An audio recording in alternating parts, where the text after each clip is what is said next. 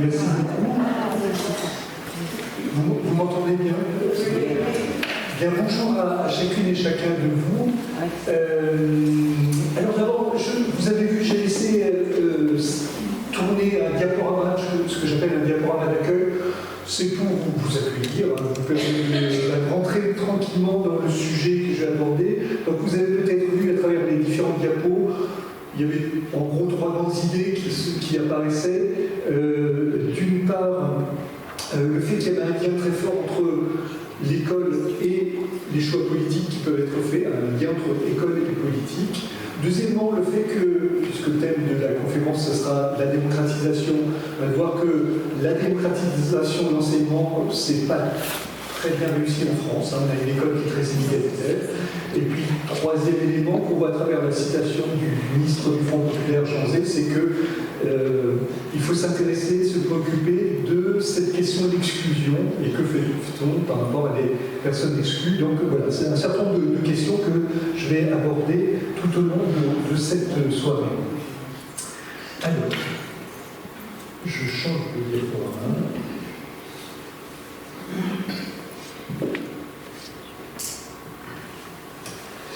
Voilà, alors d'abord quelques éléments avant de rentrer dans le vif du sujet. Donc d'abord, je suis très heureux de faire une intervention, de proposer une intervention dans le cadre de l'université populaire, parce qu'il y a université, il y a populaire, et alors cette combinaison université populaire, c'est quelque chose auquel je suis très sensible, et donc ça s'inscrit dans une logique d'éducation populaire, et donc c'est pour moi un plaisir, un honneur, une fierté de pouvoir intervenir dans le cadre de cette université populaire. Et j'en profite pour adresser quelques remerciements aux organisateurs et aux organisatrices qui font fonctionner cette université populaire tout au long de l'année, et en particulier qui m'ont accueilli, je pense à Adrien Lemasseau, mais je pense également à Jules Pelé, et puis également à David Candoré, qui sont là, qui m'ont accueilli, et donc c'est un plaisir de pouvoir travailler, intervenir dans un cadre accueillant de ce type. Donc je leur adresse tous mes remerciements, et puis je vous adresse à vous, qui êtes présente et présent, tous mes remerciements, et j'espère qu'on va pouvoir partager un certain nombre de connaissances et de savoir. Alors, quelques mots de présentation pour compléter ce que disait Adrien Lemasseau. Je suis Jean-Yves Segui, je suis maître de conférence à l'université Jean Monnet. Alors, on dit même maître de conférence émérite, parce que ça veut dire quoi? Ça veut dire que je suis à la retraite, mais que j'ai un statut qui me permet de continuer à avoir une activité de recherche. Donc, je mets encore de recherche. Je suis historien de l'éducation. Et j'ai plutôt travaillé, ce sur quoi j'ai vraiment travaillé, c'est la période de l'entre-deux-guerres, et plus particulièrement le Front populaire. Moi, j'ai beaucoup travaillé sur les projets éducatifs du Front populaire. Donc, je me suis intéressé aussi à des choses plus anciennes, la fin du 19e siècle, avec les grandes lois scolaires, ce qu'on appelle les grandes lois scolaires de Jules Ferry, et puis des choses plus récentes sur l'histoire des IUT dans les années 60. Donc voilà, j'ai travaillé là-dessus, mais ce que je souhaitais pointer, c'est le fait que je n'intervenais pas, je suis historien d'éducation, mais je n'intervenais pas en fait d'histoire, en université, dans un département d'histoire, mais dans un département de sciences de l'éducation. Alors, pourquoi je mentionne cela? C'est que j'avais pas affaire à des historiens et des historiennes. Mon objectif, c'était plutôt des étudiantes et des étudiants qui se destinaient au métier de l'éducation, de l'enseignement, qui étaient les professeurs des écoles, conseillers principal d'éducation, éducateurs spécialisés et autres. Et donc, mon défi et tout l'intérêt de l'affaire, c'était de faire en sorte que les intéresser à l'histoire de l'éducation et leur montrer que l'histoire peut donner quelques éléments de réflexion pour penser le présent, voir le futur. Et ça tombe bien parce que c'est exactement la commande qui m'a été faite. Pour moi, ça aurait été plus simple de parler d'histoire, de ce sur quoi je travaille, mais justement, c'est intéressant et c'est un défi intellectuel à relever, c'est-à-dire de voir, à partir de l'élément historique, comment on peut penser l'éducation du présent et comment on peut penser l'éducation du futur.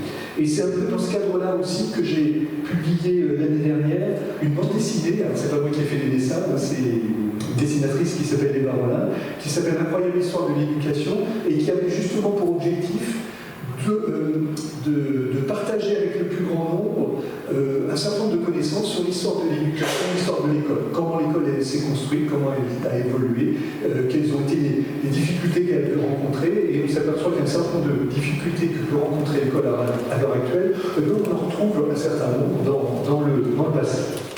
Voilà. Donc ce que je voulais dire pour me présenter.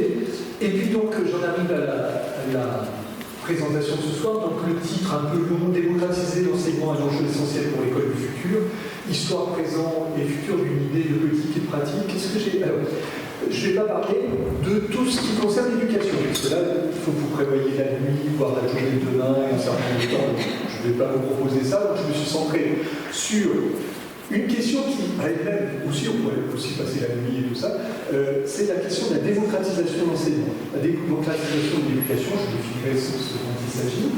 Il se trouve que moi j'ai travaillé en tant qu'historien sur la démocratisation de l'enseignement dans l'entre-deux-guerres, mais je ne vais pas rester au niveau de l'histoire et que je vais essayer de voir pourquoi il faut absolument qu'on se préoccupe de cette question de la démocratisation aujourd'hui si on ne veut pas avoir une catastrophe au niveau de l'école, mais aussi au niveau de la société dans les années qui viennent. Donc, d'où l'idée démocratiser l'enseignement, un enjeu essentiel, et je m'intéresserai à la fois aux idées, on sera dans la sphère des idées, comment vient cette idée de démocratisation, comment elle apparaît, mais aussi voir concrètement des politiques qui ont pu être mises en place et des pratiques éducatives pour tenter d'aller vers la démocratisation de l'enseignement. Ça va, tout est clair? Alors, je vous propose un petit plan, pas trop court, enfin, je n'ai pas voulu faire un truc avec plein de sous-parties, quelque chose qui permette, dans l'heure d'exposer, qui permet de faire le tour, enfin un tour, pas le tour, un tour de la question. Donc, quelques mots d'introduction. Je vais partir de la situation actuelle, où comment sont les choses en matière de démocratisation. Après, je ferai un retour dans le deuxième point sur faire une petite histoire de la démocratisation. Alors attention, pas la démocratisation dans l'absolu, mais la démocratisation de l'enseignement. Et puis après, je tenterai le défi que j'ai tenté de relever. Merci les organisateurs qui m'ont amené à réfléchir à ces questions-là, des pistes pour le présent et le futur. Et puis quelques mots de conclusion. Alors sur cette introduction, je vais partir de deux situations actuelles qui interrogent. Première situation, on a un système français, vous l'avez peut-être vu à travers ce qui est dit dans le petit diaporama d'accueil que je faisais tourner tout à l'heure, on a un système français qui est très inégalitaire. Alors que pendant longtemps, on était très fiers, c'est ce que dit François Dubé dans le petit diaporama que je faisais passer. François Dubé disait, pendant longtemps, on était très, très fiers de notre système scolaire, on disait c'est le meilleur du monde, en toute modestie, on disait ça. Et puis, il permet, on est très démocratique, ascenseur social, tout ça. Et malheureusement, il y a un certain nombre d'indicateurs qui montrent qu'on n'est pas très bon de ce côté-là. Et j'évoquerai juste ces trois extraits d'articles qui évoquent, vous voyez France Inter, l'Observatoire des inégalités, Café pédagogique, qui évoquent quelque chose qui est assez terrible, qui nous tombe dessus tous les 3 ans. Tous les 3 ans, on a les résultats de l'enquête PISA. Je vais en parler tout à l'heure plus en détail. L'enquête PISA, c'est une enquête qui compare le niveau scolaire des élèves de 15 ans dans un certain nombre de pays, 92 pays. Et en général, c'est un moment difficile. Écoutez, au mois de décembre, c'est en général, c'est en décembre, tous les 3 ans, et ça va passer tous les 4 ans maintenant, mais tous les 3 ans. C'est un moment difficile parce que les résultats ne sont pas bons. Alors, attention, c'est pas qu'ils sont pas bons, on est dans la moyenne. Hein, quand on regarde, on évalue, je vais revenir là-dessus tout à l'heure, on évalue le niveau en maths, en français et dans des domaines scientifiques. Et les élèves français sont plutôt dans la moyenne. Mais là, on n'est pas bon, c'est ce qui est dit ici, c'est sur l'égalité entre les élèves. C'est-à-dire qu'on a un écart entre les bons élèves et les moins bons élèves, ceux des milieux favorisés et ceux des milieux moins favorisés, on va dire comme ça, qui fait partie des plus importants de tous les pays examinés. D'où Voilà, l'école française réussit, vous savez, les plus favorisés. L'école est plus inégalitaire en France que dans la plupart des pays développés. Et PISA 2022, la France encore et toujours championne des inégalités. Donc ça, c'est un premier élément. En matière de démocratisation, on est mal engagé. Deuxième élément, en guise de l'introduction, on a une école qui est attaquée par ses anciens élèves. Qu'est-ce que ça veut dire? Rappelez-vous, juin 2023, on a la mort du jeune Naël, vous vous souvenez, et à partir de tué par un policier, enfin, on ne va pas développer le contexte, mais ce qui nous intéresse par rapport à la question qui est posée ici, c'est que ça va provoquer un mouvement très, très fort de révolte qui va conduire à incendier des établissements. Et qu'est-ce qu'on a incendié comme établissement? Les écoles, les établissements d'enseignement de la maternelle jusqu'au, pas trop l'université, mais en tout cas jusqu'au lycée. Et on s'aperçoit que ce sont d'anciens élèves qui ont brûlé leurs propres écoles. 243 en France, en juin 2023, 243 établissements scolaires ont été brûlés. Donc là, j'ai utilisé encore quelques éléments de journalistes qui montrent que, voilà, rentrée scolaire 2023, la lente reconstruction des écoles saccagées durant les émeutes. Et ça pose question parce que les écoles, pendant longtemps, ça a été perçu comme étant un lieu d'émancipation, un lieu qui va permettre aux enfants, quel que soit leur milieu, d'accéder au savoir, aux connaissances, à l'émancipation. Et on s'aperçoit que le ressenti d'un certain nombre de jeunes, c'est pas du tout celui-ci. Et qu'est-ce qu'ils vont faire? Alors, il y a plein de raisons pour lesquelles. Là encore, ça montrait plusieurs nuits pour en discuter. Le nombre de nuits qu'on va passer ici, je ne sais pas si vous êtes au courant, mais en tout cas, c'est vraiment quelque chose qui a frappé les observateurs et les sociologues en particulier. Il y a un sociologue, Olivier Bolino, dont je vous ai parlé, vous avez vu l'intervention tout à l'heure, qui commence un bouquin qui vient de sortir sur la méritocratie en disant, regardez ce qui se passe, 243 établissements brûlés. Donc, on a ces deux situations actuelles qui interrogent. Et donc, ce que je vais essayer de voir, c'est partir de ces situations et puis d'essayer de comprendre, de dérouler le fil et de voir, de mieux comprendre ce qui s'est passé là récemment, ce qui se passe depuis un certain nombre d'années, et de comprendre, donc, grâce au passé, donc de faire ce lien entre passé, présent et futur. Hein, c'est l'objectif de cette intervention, cette conférence, faire ce lien entre passé, présent et futur, mais avec quand même des limites. Porter les limites de l'exercice, c'est dire que c'est toujours intéressant de regarder comment, par exemple, la question de la démocratisation, comment elle s'est posée. Mais il faut faire quand même attention à ne pas avoir un raisonnement anachronique. Vous voyez, c'est-à-dire se dire, ah ben c'était comme ça dans le temps, donc ça peut être comme ça maintenant. Hein, donc il faut toujours faire attention quand on fait cet exercice qui consiste à essayer de comprendre le présent, voire le futur, enfin à envisager le futur plutôt, au regard du passé, il faut le faire, c'est toujours intéressant, mais il faut faire quand même attention aux conclusions qu'on peut tirer.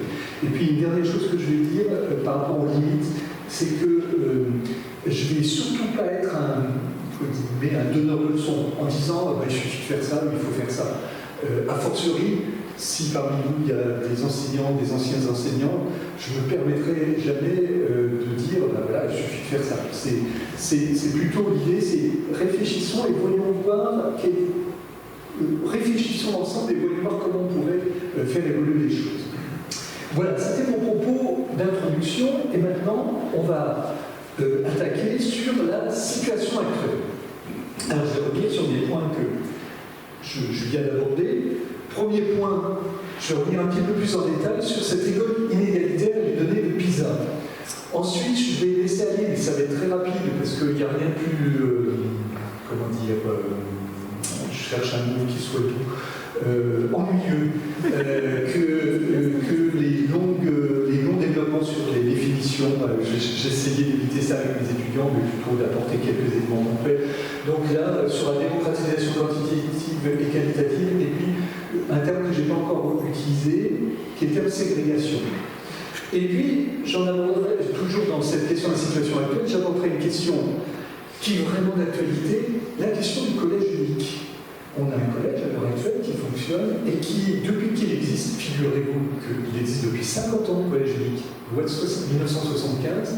Ce collège unique, ne vous inquiétez pas, je vais vous repréciser de ce dont il s'agit, mais est fortement remis en cause ou défendu, et en tout cas, il est interrogé en disant est-ce que c'est vraiment un outil de démocratisation ou pas. Donc, j'aborderai, dans le cadre de ce mandat, la situation actuelle, je l'aborderai comme ça, et puis après, je reviendrai sur son histoire dans le grand 2 sur l'aspect historique.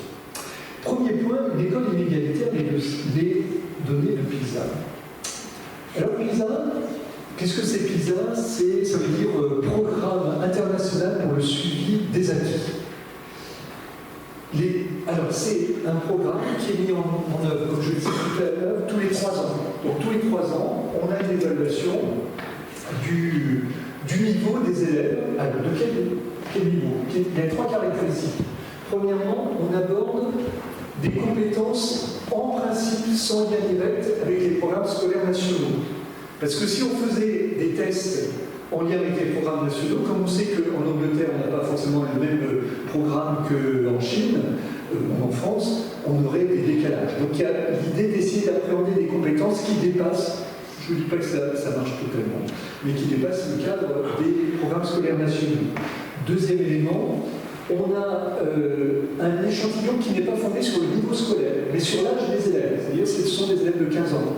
Parce que là aussi, même chose, les systèmes scolaires sont complètement différents selon les pays, et donc notre organisation de 3e seconde, par exemple, elle n'existe pas dans d'autres lieux, donc ça n'aurait pas eu beaucoup de sens, donc on interroge des élèves de 15 ans. Et troisièmement, elle couvre un grand nombre de pays. Maintenant, on est en 2025, il va y avoir un nouveau lancement de l'enquête en 2025, ça va concerner 92 pays. Les pays de l'OCDE, essentiellement, plus d'autres pays. Juste pour que vous voyez le genre de questions qui sont posées, je ne vous demande pas de trouver la réponse. Voilà, ça c'est typique, c'est du dernier PISA. Vous voyez, Alex a dessiné le motif suivant avec des triangles rouges et bleus. Les 4 premières lignes du motif sont représentées ci-dessous, donc on voit les triangles rouges et bleus, et on demande, c'est ce qui est écrit à gauche, sur les 4 premières lignes du motif d'Alex, quel est le pourcentage de triangles bleus. Donc voilà, les élèves doivent chercher et la réponse est la première, 37,5. Alors voilà, ça c'est pour vous montrer ce dont il s'agit. Alors, quels sont les résultats? Les résultats, comme je vous le disais tout à l'heure, ils sont pas bons. Et l'observatoire, je cite une phrase de l'Observatoire des inégalités qui dit « Toutes les comparaisons internationales menées depuis plus de 20 ans, alors ça a commencé en 2000, premier lancement des PISA c'est 2000, font apparaître d'autres pays comme celui où l'écart de réussite est parmi les plus importants entre les aides de milieux sociaux favorisés et ceux de milieux populaires. » Alors j'ai mis là, après, prudence quand même. PISA, attention, il ne faut pas qu'on se considère que c'est un outil génial absolu qui permet de tout déterminer, de déterminer l'ensemble des politiques éducatives. Attention, PISA, il y a des inconvénients. L'association des profs de maths français dit que on se sent, c'est une certaine vision des maths et qui n'est pas forcément celle qui est valorisée en France, et ça explique que peut-être que les Français ont un niveau un petit peu moins bon dans les épreuves de mathématiques. Il y a une tendance aussi peut-être à mettre l'accent sur des compétences, alors que ce n'est pas forcément ce qu'on va valoriser partout dans tous les pays. Donc voilà, je ne suis pas en train de... Philippe Mélangueux dit qu'il ne faut pas totémiser, faire un totem de PISA, donc je ne suis pas en train de totémiser, mais il est intéressant parce qu'il permet juste de pointer en particulier les écarts. Autrement dit, le fait de savoir que la France se situe dans la moyenne, je trouve que ce n'est pas fondamentalement intéressant. Ce qui est intéressant en revanche, c'est de voir qu'à l'intérieur de la France, il y a des écarts entre les milieux sociaux. Alors je vous montre un tableau qui va vous permettre de comprendre tout de suite ce dont il s'agit. On a sur les données de 2022, voilà, les données de 2022, on a pris quelques pays. On a, vous voyez le tableau de l'entrée, vous avez quelques pays et la moyenne de l'OCDE, et puis vous avez catégories très défavorisées, défavorisées, favorisées, très favorisées, c'est les écoles de maths. Les résultats résultat, regardez, la moyenne, donc il y a un nombre de points, et moyenne de l'OCDE chez les enfants très défavorisés, c'est 431. Si on regarde en France, la moyenne est de 422. Vous voyez, la moyenne des enfants défavorisés est assez nettement en dessous de la moyenne de l'OCDE. Ou des Pays-Bas, par exemple, 446. Et puis, si on regarde maintenant, dans les populations très favorisées, eh bien, moyenne de l'OCDE 525, et là, en revanche, nos enfants de milieux favorisés obtiennent des résultats nettement, au-dessus de ceux de la moyenne de l'OCDE. Autrement dit, voilà, ça vous paraît clair, là, ce tableau si jamais il y a une question, n'hésitez pas. Ce que ça nous montre, c'est que notre système scolaire, globalement, il fait très bien réussir les élèves qui réussissent bien. Là, je vous laisse aller un peu là, ceux qui sont au milieu plutôt favorisés. Et il fait moins bien réussir ceux qui viennent de milieux plus défavorisés. Et attention, là, j'ajoute tout de suite, à travers mon propos, il n'y a pas de remise en cause des enseignants et des enseignantes. C'est quelque chose de beaucoup plus complexe qui est lié, à mon sens, à l'histoire de l'école et de l'institution scolaire en France. Là, c'est j'ai utilisé quelques éléments de la bande dessinée que j'ai réalisée avec les Rollin pour illustrer ça. Là, c'est des épreuves en français, on a le même genre de choses. En France, l'écart de points est de 107, alors que la moyenne des pays de l'OCDE est de 89. Donc, même chose, on voit que ce n'est pas spécifique aux maths, c'est aussi en français. Voilà, donc, voilà qui n'est pas très rassurant quand on regarde les résultats de PISA. Deuxième élément dans cette présentation de la situation actuelle, je vais dire quelques mots pour qu'on soit clair sur les concepts. Puisque je vous ai beaucoup parlé de démocratisation, donc voyez bien ce qu'il en est. Alors il y a en fait, selon les auteurs, plusieurs types de démocratisation. On a en particulier la démocratisation quantitative. Alors qu'est-ce que c'est que la démocratisation quantitative? Eh bien c'est le fait qu'on a une élévation générale du niveau des élèves. Vous savez, on a eu un slogan en 84, le ministre de l'époque qui s'appelait Jean-Pierre Chevènement disait il faut qu'on arrive à 80% d'une classe d'âge au niveau du bac. Vous vous souvenez de ce slogan? Et on y est quasiment arrivé. Donc on pourrait dire qu'il y a une forme de démocratisation quantitative, c'est-à-dire qu'il y a de plus en plus d'élèves qui sont allés jusqu'au niveau du bac et qui ont eu le bac. De la même façon, quand en 1959, on a repoussé l'âge obligatoire scolaire à 16 ans, de fait, on a fait en sorte que plus d'élèves aillent plus longtemps à l'école. Vous voyez? Donc, c'est vrai qu'il y a eu, de fait, une démocratisation quantitative, en sens qu'il y a eu une élévation générale du niveau des élèves, je parle en termes de diplôme, de temps et de durée scolaire. On pourra discuter après de cette conclusion. Mais, en fait, on n'a pas la suppression des inégalités, on a juste un déplacement. Et là, je vais faire une cascade sans micro, c'est-à-dire qu'on a en fait ce phénomène-là. Vous voyez? C'est-à-dire qu'on a des inégalités qui vont se déporter. Même si on est un tout petit peu méchant, mais réaliste, attention, c'est difficile à faire, on va plutôt avoir ça. D'accord? Donc, démocratisation quantitative, oui, on a une démocratisation quantitative, mais est-ce que c'est suffisant? Et donc on en arrive à une deuxième notion, c'est la notion de démocratisation qualitative. Qu'est-ce qu'elle nous dit, la démocratisation qualitative? Elle nous dit, quel est l'objectif? C'est faire en sorte que le destin scolaire soit moins dépendant du milieu social. C'est-à-dire faire en sorte que les places dans l'école et les places dans la société ne soient pas déterminées par les classes sociales d'origine. Vous voyez, ce n'est pas la même idée. On est dans l'idée de la démocratisation qualitative, c'est-à-dire l'idée que faisons en sorte que les élèves soient moins, le parcours des élèves soit moins dépendant de l'origine sociale. Et là, on n'est pas bon là-dessus, même s'il y a eu quelques il y a eu quelques avancées. Par exemple, vous savez, on parle des fois de...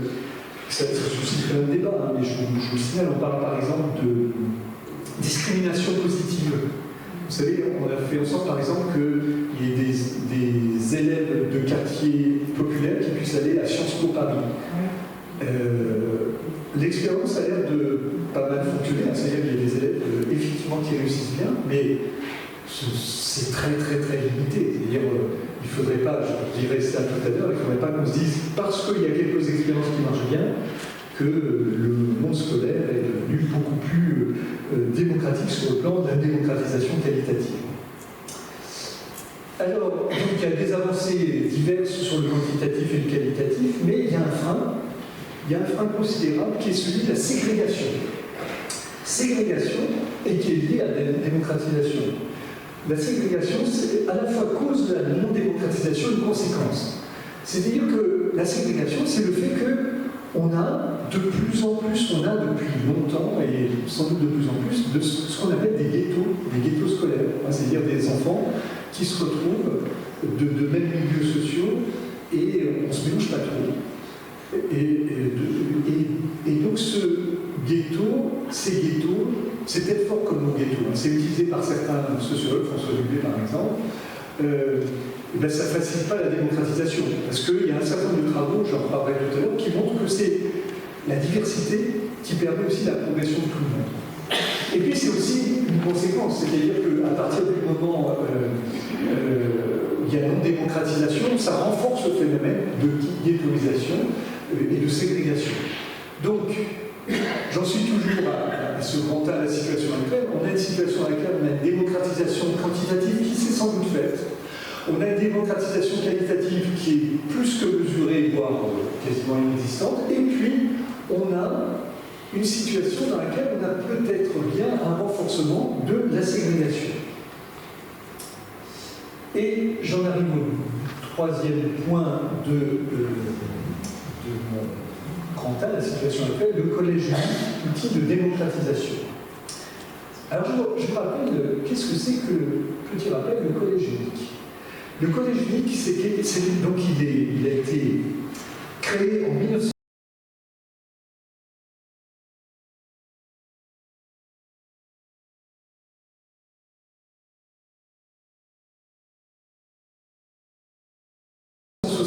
Par le ministre René Haby. René Haby, donc c'est la réforme Haby, la loi Haby, la réforme de la loi Haby. Qu'est-ce que c'est la réforme Haby? C'est l'idée que tous les enfants du CM2 vont au collège unique. Ce qui n'était pas le cas avant. Alors, je vais dans le monde historique, dans quelques instants, je vais vous montrer ce qu'il y avait là. Mais, donc c'est cette idée, tous les élèves, quel que soit leur milieu social, quel que soit leur parcours, ils sont en CM2, ils vont en classe de 6e. Ce qui n'était pas le cas là. Alors, il y a des exceptions. À l'origine, il y a des élèves qui étaient en très grande difficulté et qui avaient, dont on évaluait qu'ils relevaient d'un autre type d'enseignement, qui allaient dans ce qu'on appelle des SES, sections d'enseignement spécialisées, qui sont devenues maintenant les SECPA, les sections d'enseignement général et professionnel adapté. C'est une petite exception qui concernait que des élèves, mais globalement, tous les élèves de CM2 devaient aller en 6e et en principe jusqu'en 3e. C'est le grand principe, là, tout à l'heure vous allez voir que ce n'est pas le cas. Et donc, outil de démocratisation, en 1975, c'est apparu pour un certain nombre comme étant un puissant outil de démocratisation. C'était l'idée, regardez, tous les enfants vont pouvoir se retrouver ensemble dans ce collège unique. Et puis, depuis 50 ans, puisque je vous disais 1975, depuis 50 ans, la question se pose. Il y a régulièrement des hommes et des femmes politiques qui disent qu'il faut en finir avec le collège unique. Il faut le remettre en cause. Et par exemple, vous avez entendu peut-être il y a un peu plus d'1 an le ministre de l'Éducation nationale qui s'appelait Gabriel Attal, avant de devenir Premier ministre, puis voilà. Gabriel Attal a proposé ce qu'on appelle les groupes de niveau au collège. Les groupes de niveau posent tout un tas de questions sur lesquelles on aura sans doute l'occasion de revenir. Mais c'est intéressant de voir les arguments qui sont donnés et par Gabriel Attal et par les opposants à ce que dit Gabriel Attal. Gabriel Attal dit on va faire des groupes de niveau, ça va permettre de maintenir le principe du collège unique. Toujours démocratique, c'est on va faire des groupes de niveau, c'est ce qui va permettre le collège unique. Et d'autres, s'opposant à cette mesure, qui disent ah non, là on est en train, si on fait des groupes de niveau, on est en train de détruire le principe même du collège unique. Donc vous voyez, donc là je ne vais pas tout de suite trancher, hein, je vais y revenir tout à l'heure, hein, si ce n'est que vous allez voir, ce que je vais essayer de vous montrer, c'est que attention, ne remettons pas en cause le principe du collège unique, parce que si on revient à ce qu'il y avait avant, là on bascule dans quelque chose qui est encore moins démocratique. Alors c'est justement, ça fait une transition sur ce que je voulais dire, sur le deuxième point, c'est-à-dire une petite histoire de la démocratisation. Est-ce que tout va bien pour l'instant? Alors, une petite histoire de la démocratisation. Alors, voyons voir, c'est pour ça, je trouve que c'est vraiment important de se centrer, de revenir un petit peu en arrière, et quand on voit des personnes qui disent « Ah, il faut arrêter avec le collège unique, il faut revenir à ce qu'il y avait avant », attention, regardons ce qu'il y avait avant. On va se situer au début du XXe siècle. Comment était organisé le monde scolaire au début du XXe siècle? Vous aviez, d'un côté, vous voyez une belle école primaire, vous savez, les belles écoles primaires qu'on voit dans les villages, l'école de filles, l'école de garçons, à l'époque. Ça pourrait faire le thème d'une autre conférence, filles-garçons, éducation des filles, éducation des garçons, mais je ne peux pas vous en parler maintenant parce qu'il y a encore quelques minutes de ça. Mais donc voilà, vous aviez les écoles primaires, et puis vous aviez le lycée. Alors vous allez me dire, oui, mais c'est déjà le cas, à l'heure actuelle, on rentre à l'école primaire, et puis après on va au lycée. Mais non, à l'époque, c'était pas ça du tout. Je vais schématiser un tout petit peu. Les enfants de milieu populaire, je schématise un tout petit peu, parce qu'il y avait des exceptions, je reviendrai tout à l'heure. Ils allaient à gauche, là-bas. Ils allaient à l'école primaire, ils rentraient au cours préparatoire. Bon, il y avait aussi des classes enfantines, il y avait même ce qu'on appelait pendant longtemps les salles d'asile qui sont devenues les écoles maternelles. Donc ils pouvaient aller là, et puis ils allaient jusqu'à souvent un diplôme qui s'appelle le certificat d'études. Mais bon, c'est pas ce qui nous intéresse pour l'instant, mais donc voilà, ils allaient au cours préparatoire, ils suivaient à l'école primaire, et il y avait une caractéristique de l'école primaire au début du XXe siècle, c'est qu'elle était gratuite. Mais vous avez un enfant, garçon ou fille, qui est issu, fille de médecin, de pharmacien, j'ai rien contre les médecins et pharmaciens, et qui, ils ne vont pas aller à l'école primaire, ils vont aller dans ce qu'on appelle les petites classes de lycée, le petit lycée. Qu'est-ce que c'est le petit lycée? C'est l'équivalent de l'école primaire, mais dans un lycée. Donc on rentrait, regardez, c'est intéressant, on rentrait dans une classe de 11e. Et on commençait le compte à rebours. C'est intéressant de voir. On commençait le compte à rebours qu'on a gardé à partir de la 6e. Entre parenthèses, c'est intéressant de se dire que notre système scolaire est organisé comme un compte à rebours. Ça montre bien que si on ne fait pas tout le 6e jusqu'à la terminale, on n'est pas bien vu parce que 6e, 5e. Voilà. Mais donc à l'époque, c'était encore plus flagrant. On rentrait en 11e, 10e, 9e, jusqu'au bac. Et là, caractéristique intéressante, c'est que c'était payant. Et je ne vous parle pas du privé, je vous parle du public. Le système scolaire, là, dans les petites classes de lycée et dans le lycée, était payant jusque dans les années 30. Et donc, vous imaginez bien qu'on avait un système scolaire qui était socialement très déterminé. C'est-à-dire que les enfants de milieu populaire allaient à l'école primaire. Ah oui, je ne vous ai pas dit, à l'école primaire, quand ça allait bien, ils pouvaient poursuivre vers ce qu'on appelait l'enseignement primaire supérieur. Enseignement primaire supérieur et les écoles primaires supérieures, des cours complémentaires. Donc là, ils pouvaient aller et devenir par exemple instituteur ou institutrice, ou contremaître, enfin voilà, ils pouvaient avoir un niveau de qualification plus élevé, et ça c'était toujours gratuit. Mais il n'y avait pas le bac. Vous voyez, il y avait vraiment une différence très nette. Alors, juste quand même, pour que vous voyez cette affaire, c'est que vous aviez vous avez un personnage très très important qui s'appelle Ferdinand Buisson.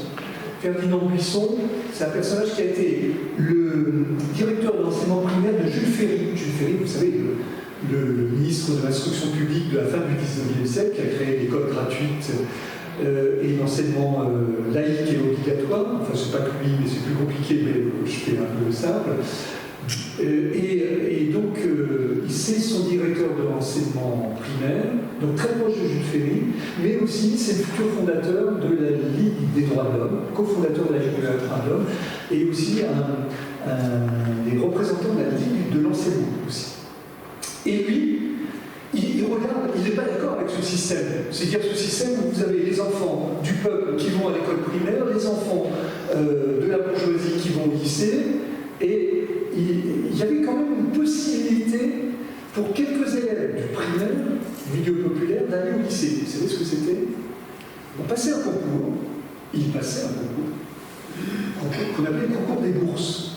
Ils passaient le concours des bourses, et s'ils réussissaient, on leur payait leur scolarité. D'accord? Donc, vous voyez, c'était quand même sur le plan de la justice. Donc, attention quand on vous dit revenons en arrière. Sur le plan de la justice, c'était flagrant. C'est-à-dire que vous aviez les enfants. S'ils étaient issus de la bourgeoisie, que les parents avaient quoi payer, ben, ils n'avaient même pas besoin de passer le concours. Ils arrivaient dans les petites classes de lycée. Alors que si vous aviez un élève de milieu populaire qui voulait tenter le lycée pour passer le bac, parce qu'il y en avait, Charles Péguy, Albert Camus, et on a quelques exceptions de ce type-là, mais c'était très limité. Et avec une ironie mordante, Ferdinand Buisson dit à propos du concours des bourses, des boursiers, parce qu'on leur disait, oh mais franchement, il suffit qu'ils passent les bourses, et puis après ils pourront aller au lycée. Et Ferdinand Buisson dit, et cette formule terrible, il dit, ah ouais, enfin il disait de manière plus... Ce sont des exceptions consolantes. Ce sont des exceptions et qui nous consolent, nous qui aimerions avoir un système un petit peu plus juste, ça nous console, on se dit que voilà, ils peuvent. Et tout à l'heure, je parlais des expériences Sciences Po qui sont très intéressantes. Moi, je suis tout à fait pour, mais je me demande si on ne pourrait pas dire la même chose en disant que ce sont des exceptions consolantes. Là, je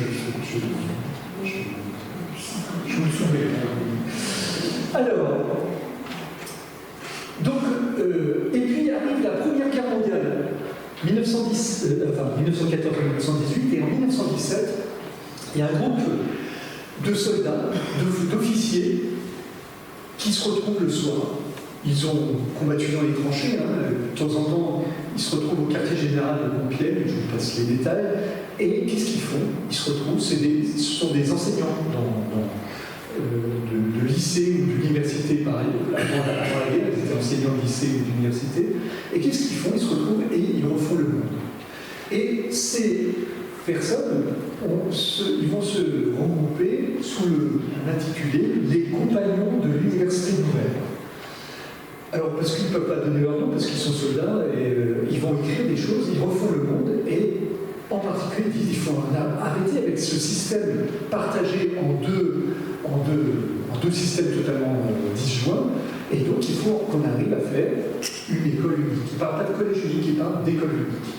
Et donc, voilà, là c'est une image tirée de la BD où on les voit en train de réfléchir, et voilà, ils montent un projet qui va être développé après la Première Guerre mondiale, et ils ont cet argument magnifique qu'on a reproduit ici. Là, on a c'est un dessin qui est tiré d'un dessin qui a été fait dans une publication de 1918, dans laquelle on voit qu'il y a un poilu, un soldat, et puis un officier avec leurs deux enfants qui se serrent la main, vous voyez la symbolique. Et qu'est-ce qu'il y a écrit? Il y a écrit « Puisque les pères ont veillé dans les mêmes tranchées, pourquoi n'étudieraient-ils pas sur les mêmes bancs ?» C'est magnifique. C'est-à-dire qu'il y avait cette idée que, vous voyez, c'est une des premières fois, il y en a eu d'autres avant, mais où on commence à penser l'idée d'une démocratisation. On se dit, alors c'est terrible, parce qu'il a fallu qu'il y ait une guerre pour qu'on arrive à cette idée-là. En fait, on la trouve aussi, on la trouve dans la Commune de Paris, je n'ai pas le temps d'en parler, ou dans quelques expériences de la fin du 19e siècle. Mais là, on a cette idée que les pères ont veillé ensemble, sont morts dans les tranchées ensemble. Pourquoi est-ce que les enfants ne se retrouveraient pas ensemble sur les mêmes bancs d'école? Et ce qui est intéressant, c'est que tout ce qui va suivre jusqu'à 1975, ce seront des tentatives pour essayer de rapprocher les enfants de milieux sociaux différents en une même école, un même lieu, une école unique. Alors, je n'ai pas trop le temps de rentrer dans les détails, mais je vous donne quelques points de repère pour que vous voyez que ça donnera peut-être ça vous fera penser à certaines choses. Donc, tout au long du XXe siècle, on va tenter, en quelque sorte, de mettre en œuvre ce programme, ce projet des compagnons de l'Université nouvelle. Vous avez par exemple, en 1936, enfin 1937, sous le Front populaire, on va essayer, tenter une expérience dans laquelle on va regrouper les enfants de différents milieux sociaux dans une même classe de 6e. C'est ce qu'on appelle des classes d'orientation. Donc ça, c'est une première expérience. On essaie. C'est le ministre Jean Zay qui essaie de mettre en œuvre ce projet. Vous avez tout de suite après la guerre, en 1947, un plan qu'on a appelé le plan Langevin-Wallon. Vous avez peut-être entendu parler de ce plan parce que ça a été une référence pendant très très longtemps. Il n'a jamais été appliqué. C'était au lendemain de la guerre. Langevin, c'est Langevin et Wallon qui sont très proches du Parti communiste. Au lendemain de la guerre, le Parti communiste a une place considérable et ils vont proposer un plan très, très généreux et très riche dans lequel, en particulier, on considère qu'il faudrait avoir un enseignement obligatoire et gratuit jusqu'à 18 ans. On est en 2025, on n'y est pas encore arrivé. Mais je ne résiste pas non plus, ça n'a rien à voir avec la conférence, mais c'est juste pour vous montrer que dans ce plan Langevin-Wallon, ils avaient pensé à tout. Ils avaient même pensé à des questions de rythme scolaire. Et en particulier, ils disaient, les enfants de 7-9 ans, ils ne peuvent pas rester attentifs pendant 6 heures, comme ce qu'on leur demande à l'heure actuelle dans une classe. Et ils disaient, dans le plan Langevin-Wallon, il faut qu'il n'ait pas plus de 2 heures de cours par jour, donc 10 heures par semaine. Le reste du temps étant consacré à des activités diverses. Ils déclinaient ça avec les autres âges. Donc voilà, c'est un plan très très riche. Mais peut-être que s'il y avait un meilleur respect des rythmes des enfants, ça contribuerait peut-être aussi à la démocratisation de l'enseignement. Ça, c'est un autre sujet. 1959, la réforme Berthoin, elle est importante parce que c'est celle qui va conduire à la scolarité obligatoire jusqu'à 16 ans. Avant, on était à 14 ans. 14 ans, c'était 1936, Front populaire, Jean Zay. Et puis avant, c'était 13 ans. C'était Jules Ferry, 1882.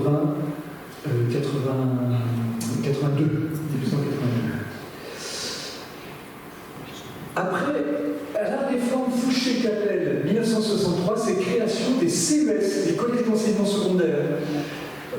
Il y a parfois encore dans quelques communes, vous voyez encore des panneaux, ça il faut les photographier si vous tombez dessus, il y a écrit panneau indicateur CES.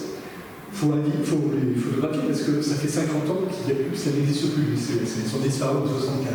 Mais qu'est-ce que c'était les CES? C'était l'idée de regrouper les élèves dans. Justement, vous voyez, on se rapproche de cette idée de. On regroupe les enfants, on va vers la démocratisation, on essaie de regrouper les enfants de différents milieux dans le même type d'établissement. Mais attention, il y a des filières. C'est-à-dire qu'à l'intérieur des CES, peut-être avec vous comme cela, c'est-à-dire il y avait 3 filières. Il y avait filière 1. Les élèves qui étaient promis plus belle à l'avenir, qui allaient aller vers le bac. La filière 2, ceux qui allaient plutôt aller vers une filière professionnelle. Et puis la filière 3, c'était ce qu'on appelait les classes de transition, pour les élèves qui étaient beaucoup plus en difficulté. Donc vous voyez, c'est assez saisissant. On essaie de regrouper le CES, mais en même temps, on dit attention. Je me souviens, moi j'entrais au CES dans ces moments-là, un peu après, et effectivement, les copains, on ne se retrouvait pas dans les mêmes classes parce qu'il y avait une séparation en fonction de nos résultats au CM2 et curieusement il y avait un lien avec les catégories sociales.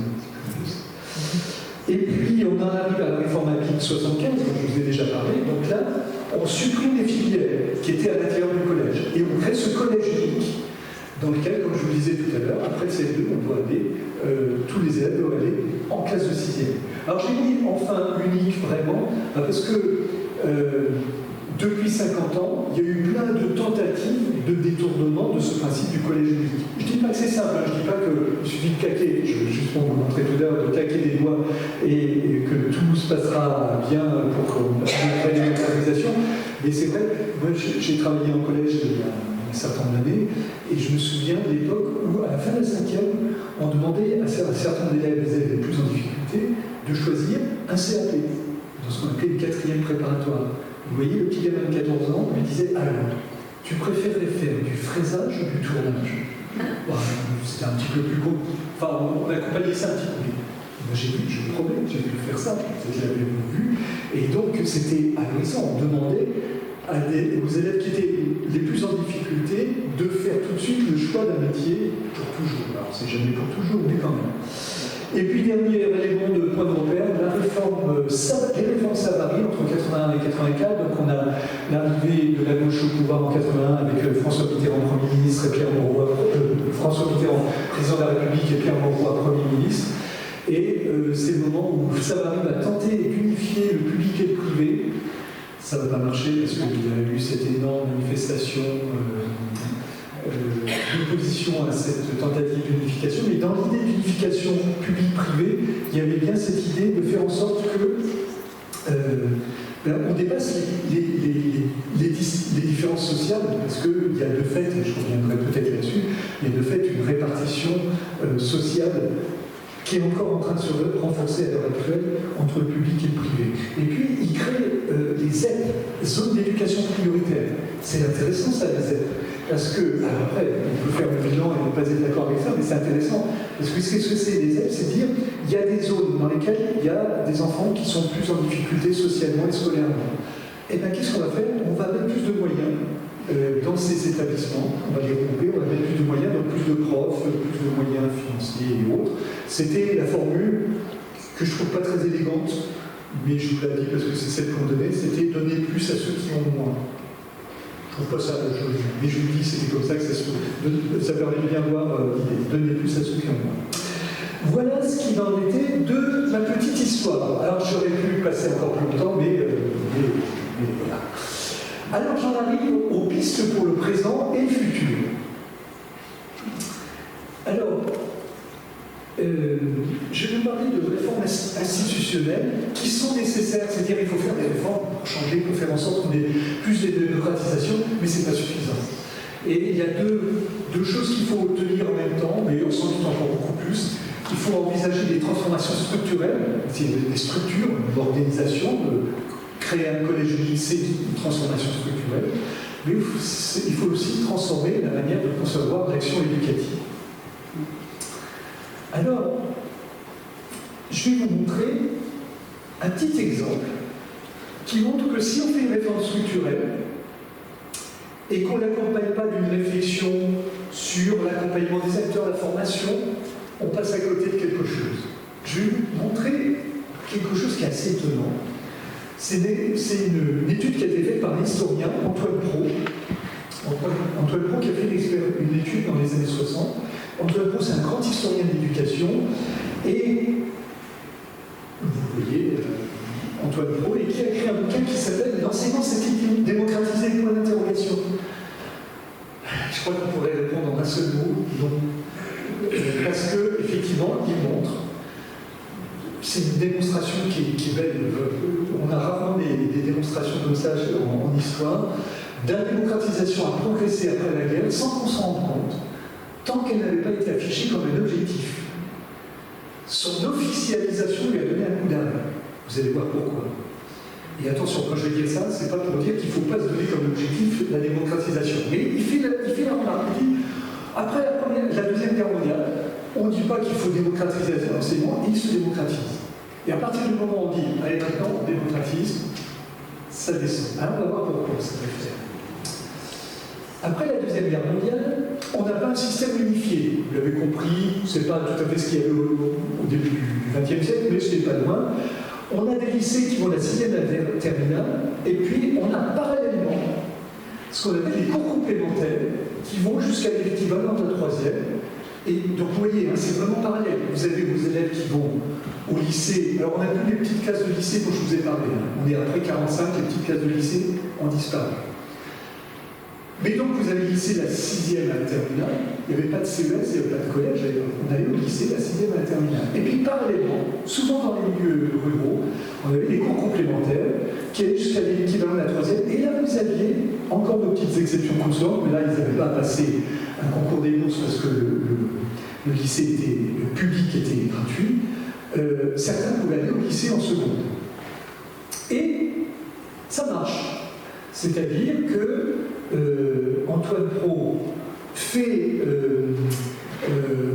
par des fichiers élèves, hein, il fait vraiment l'historien pur et dur, c'est pas une critique, hein, c'est un très grand historien, il travaille sur les fichiers élèves des lycées de l'agglomération d'Orléans, 45 à 80, et il voit qu'il y a une progression de la part des enfants d'ouvriers dans le second cycle, c'est-à-dire le second cycle à partir de la seconde.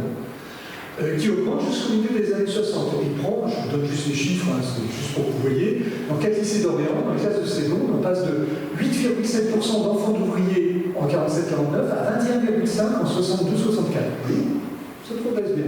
Et même en terminale, de 7,4 à 16,3. Donc vous voyez, de 47 à 62-64, on a une augmentation du nombre d'enfants d'ouvriers qui vont au lycée.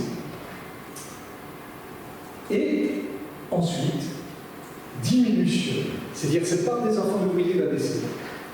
Pourquoi? C'est terrible, parce que c'est le moment où va arriver justement le collège unique. Le céleste du collège unique. Alors voilà comment il explique ça.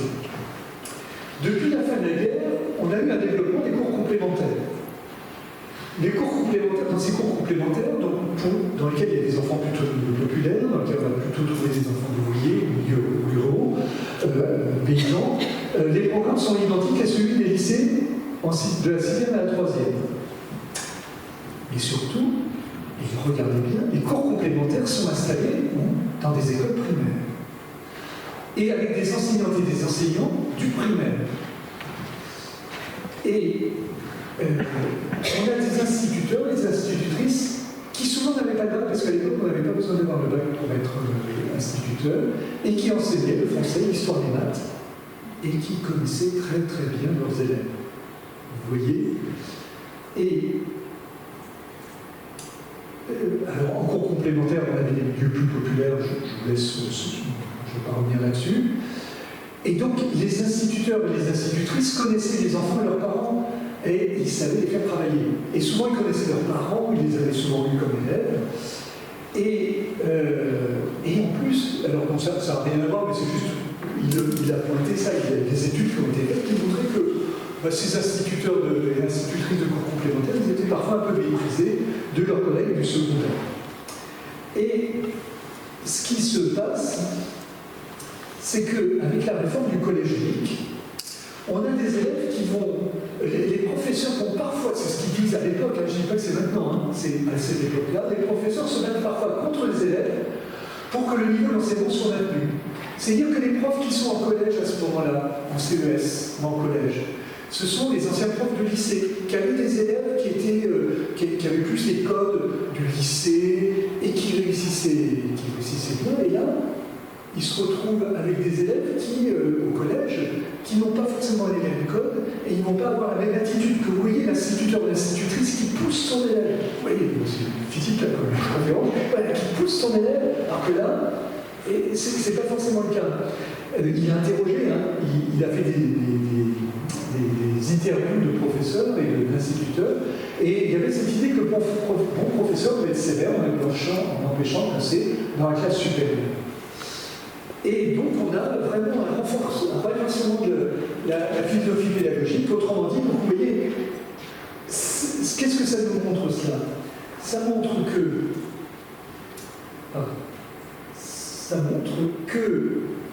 nous n'avons toujours pas choisi quels objectifs attribués au collège.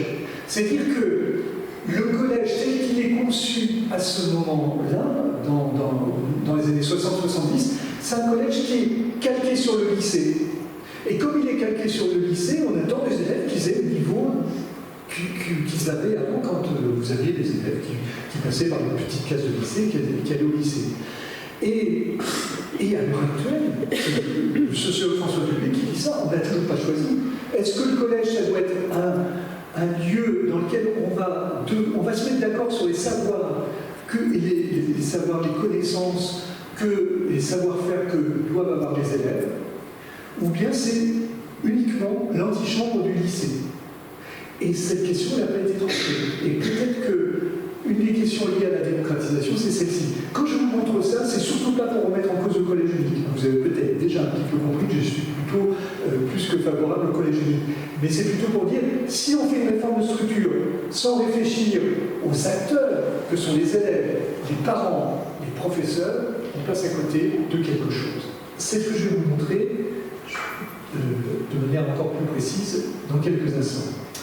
Alors des réformes, je reviens sur ma diapo, des réformes nécessaires mais pas suffisantes. Premier point, des transformations structurelles. Je vous en montre quelques-unes. On est en 2015, et en 2015, au ministère de l'Éducation nationale, on se dit que ça n'a pas cette ségrégation scolaire. C'est-à-dire le fait qu'il y ait des collèges en particulier, on va plus parler des collèges, il y a des collèges dans lesquels, qui sont des collèges ghettos, d'un côté ou de l'autre, des ghettos de riches et des ghettos de pauvres. Je fais un tout petit peu court. Et ça ne va pas, parce qu'on ne fait pas de société. C'est aussi ce qui va contribuer à la non-démocratisation et puis aussi aux émeutes dont je vous parlais tout à l'heure en introduction. Et donc on a une expérience qui est montée en 2015 pour essayer de rassembler, de dépasser cette organisation ghetto, et ça a donné lieu à un bouquin qui est publié par François Dubé, le sociologue, et Najat Vallaud-Belkacem, qui était la ministre de l'époque, qui s'appelle Le ghetto scolaire, et surtout, je me suis inspiré d'une note du CSEN. Le CSEN, c'est le Conseil scientifique de l'éducation nationale, une note qui date de 2023, qui a évalué les expériences de 2015. Alors, quelles étaient ces expériences de 2015? Donc, vous voyez l'idée. Comment faire pour démocratiser l'enseignement et faire en sorte qu'il n'y ait pas des ghettos d'élèves et une discrimination spatiale des élèves dans les quartiers? Donc, je vais vous présenter tout de suite les 5 pistes qui ont été lancées. On a organisé des secteurs multicollèges. Parce que, vous voyez, le problème qui se pose, c'est que vous avez un collège et vous avez un secteur, ce qu'on appelle la carte scolaire. Les élèves du secteur vont dans le collège de leur secteur. Les élèves du quartier vont dans le collège du secteur. Si vous êtes dans un secteur plutôt populaire, vous allez vous retrouver dans un collège avec d'autres enfants du même quartier. Donc c'est important la carte scolaire, mais ça contribue à cette discrimination et à cette ghettoisation. Donc il y a une première expérience qui a été menée. Donc ça a été mené sur une cinquantaine d'établissements en France, sur la base du volontariat. Donc première organisation, secteur multicollège, c'est-à-dire qu'on a un secteur dans lequel on va rassembler différents secteurs de collège. Et on va organiser une procédure d'affectation dans laquelle les familles et les élèves demandent tel ou tel secteur, et le rectorat va organiser les choses de manière à ce qu'il y ait une répartition socialement plus juste dans ces différents établissements. Ce n'est pas quelque chose qui a été très développé. Ce qui a été plus développé, c'est les montées alternées. Qu'est-ce que c'est les montées alternées? C'est l'idée que vous avez deux collèges, collège A, collège B. L'année paire, tous les élèves de 6e de 2 ou 3 secteurs se retrouvent dans le collège A. Et puis après, ils vont faire leur scolarité, 5e, 4e, 3e, dans le collège A. L'année impaire, ces mêmes élèves du quartier vont aller en 6e et ils vont faire toute leur scolarité dans le collège B. Donc vous voyez, c'est une montée alternée. Vous avez, ça veut dire qu'on ne va pas séparer, on est dans des multi-collèges, on ne va pas séparer en fonction des secteurs. Tous les enfants, quel que soit leur secteur, se retrouvent en 6e dans un collège B et ils vont faire toute leur scolarité dans le secteur avec un décalage d'un an. Troisième action qui a été menée, c'est une modification de la carte scolaire.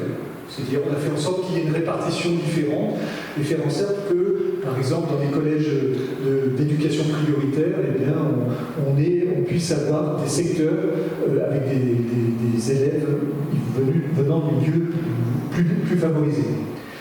Quatrième action, on a ouvert et fermé des établissements. C'est-à-dire qu'on a fermé des établissements à Toulouse en particulier, dans le quartier du Mirail, parce qu'il y avait des établissements qui étaient en situation de décrépitude totale, il y avait des travaux engagés, et qui étaient des collèges de relégation, et donc on les a fermés. Et il y a eu une organisation avec des bus qui transportent les élèves pour aller dans certains collèges, autres collèges, donc ça contribue à une mixité sociale beaucoup plus importante. Et puis enfin, modification de l'offre de formation, c'est-à-dire qu'on a fait en sorte que dans des collèges plutôt moins favorisés, on installe des options un peu prestigieuses, des sections européennes, des sections bilingues, des sections musique. Voilà, donc c'est ce qui a été fait, et à partir de là, on a essayé d'évaluer ce que ça allait donner. Alors ils ont fait des évaluations, c'est la division du ministère qui a fait ces évaluations, et ils ont comparé des groupes expérimentaux, c'est-à-dire des groupes dans lesquels on mettait en place ces expériences, et des groupes témoins. Et donc on a regardé, donc des groupes témoins, c'était des groupes dans lesquels il y a à peu près la même population, vous voyez, même population sociale, mais qui n'ont pas cette expérience de mixité scolaire et sociale. Et voilà en quelques mots les résultats. On s'aperçoit, premièrement, vous allez voir que les résultats ne sont pas, je ne vais pas vous dire, c'est génial, ça a super bien marché. C'est plus subtil que ça. Premier point, les actions engagées en faveur de la mixité sociale n'ont pas provoqué un surcroît d'évitement vers le secteur enseignement privé. C'est extrêmement important ça, parce que c'était quelque chose qui était dit. On disait, voilà, mais oui, là vous faites le jeu de l'enseignement privé, parce que les familles vont dire non, on va vers l'enseignement privé. Ben non. Il y a toujours un certain nombre de familles qui envoient leurs enfants dans l'enseignement privé, mais il n'y a pas eu une augmentation par rapport aux autres collèges du groupe témoin. D'accord? Ça, c'est la première chose. Deuxième conclusion intéressante, c'est que, alors vous voyez, là je vous parle d'expériences qui ont été faites, et vous voyez, j'ai mis le titre, je ne vais pas insister, des réformes institutionnelles amplifiées, justement pour le futur, par rapport à la commande qui est faite de l'école du futur. Et voilà ce qu'ils disent. Les chercheurs qui sont des économistes de l'éducation qui ont fait cette étude, ils disent les élèves scolarisés d'un collège où la mixité sociale a substantiellement progressé n'ont pas vu leurs résultats scolaires évoluer de manière significative par rapport aux élèves des collèges témoins, quel que soit le milieu social des élèves, indiquant l'absence d'effets positifs comme négatifs de cette politique sur les apprentissages. Donc, vous allez me dire, on voit tout ça comme ça, finalement, il n'y a pas eu d'effet sur les résultats scolaires dans cette étude-là. Mais, justement, c'est extrêmement intéressant parce que une des critiques qu'on faisait à cette expérience, c'était l'idée de dire, ah oui, mais les forts, ceux qui réussissent bien, ils vont être freinés par les enfants qui viennent de milieux plus défavorisés. Eh bien non, ils n'ont pas leur niveau ne baisse pas. Donc c'est quand même pas négligeable. Et surtout, le troisième point, c'est qui paraît peut-être le plus important, c'est que une plus grande mixité sociale entraîne en revanche des effets positifs sur le plan du bien-être personnel et du bien-être social pour les élèves de milieux défavorisés comme pour ceux de milieux favorisés. Je n'ai pas le temps de développer, mais je vous donnerai toutes les références si vous voulez aller voir. On peut consulter cette étude, elle est très très claire. Il y a des effets bénéfiques sur le bien-être. Il y a des effets bénéfiques, on a des copains qui ne sont plus forcément de son milieu. C'est extrêmement important, parce que ce que je vais vous montrer dans les quelques diapos qui viennent après, c'est des effets bénéfiques du bien-être sur la réussite scolaire par ailleurs, à plus long terme. À court terme, on n'a pas vu d'effets bénéfiques sur les résultats scolaires, mais on a vu des effets sur le bien-être. Alors, maintenant on en arrive. Donc vous voyez, transformation structurelle, c'est cette organisation, lutter contre les mythos scolaires. On en arrive aux transformations de la manière de concevoir l'action éducative. Alors, je vais revenir sur cette dernière conclusion d'enquête du CSEN, donc du Conseil scientifique de l'éducation nationale, je vous redis, une plus grande mixité sociale entraîne en revanche des effets positifs sur le plan du bien-être personnel et du bien-être social pour les élèves de milieux défavorisés comme pour ceux de milieux favorisés. Et moi, je me dis que pour cette école du futur, il faut qu'on pense à cette question du bien-être. Les élèves français, dans les classements, dans les études PISA, ils font partie de ceux qui sont souvent les plus pessimistes, ceux qui éprouvent le moins de bien-être par rapport à d'autres élèves, en particulier, alors c'est la tarte avec un peu dire, mais par rapport aux élèves des pays scandinaves en particulier. Donc si on pouvait y réfléchir, ce serait pas mal. Alors, je vais m'appuyer pour cette dernière partie sur les travaux présentés par Élise Udry. Vous pouvez trouver sur le site du Collège de France, il y a des conférences passionnantes, en particulier celle d'Élise Udry, qui est une économiste de l'éducation, qui a travaillé sur les questions de cohésion sociale au collège et qui montre les résultats de plusieurs expérimentations. Mais au préalable, avant de vous montrer ça, ce que je veux vous montrer, à travers les travaux d'Élise Udry, c'est les effets bénéfiques de la manière dont on se considère, la manière dont les élèves se considèrent sur la réussite. Et là, je vais faire une petite parenthèse, parce que je la trouve géniale. C'est pas que pour ça, je trouve que c'est vraiment intéressant, pour vous montrer l'importance pour les élèves des représentations qu'ils ont d'eux-mêmes sur leur réussite scolaire. Regardez cet effet. Une recherche de Huguet et Régnier en 2007. Regardez ça, c'est ce qu'on appelle la figure de Rey. Figure de Rey, c'est une figure géométrique qui a été utilisée dans les années 50. C'était un test pour étudier la représentation spatiale des élèves. Ça ne nous intéresse pas pour l'instant, mais c'est juste pour que vous sachiez. Donc on regardait, ça consiste en quoi? On présente cette figure, on la présente pendant un temps donné, 1 ou 2 minutes, et puis après on la cache et on demande de mémoire à l'élève de la représenter. Pas facile, hein, je vais essayer, je vais mettre en ligne, si vous voulez essayer, c'est sympa. Moi j'ai essayé une fois, c'est terrifiant. Mais on regarde, on a des manières de côté de voir s'il y a des inversions entre la gauche et la droite, c'est le nombre d'éléments qui sont présents. Voilà.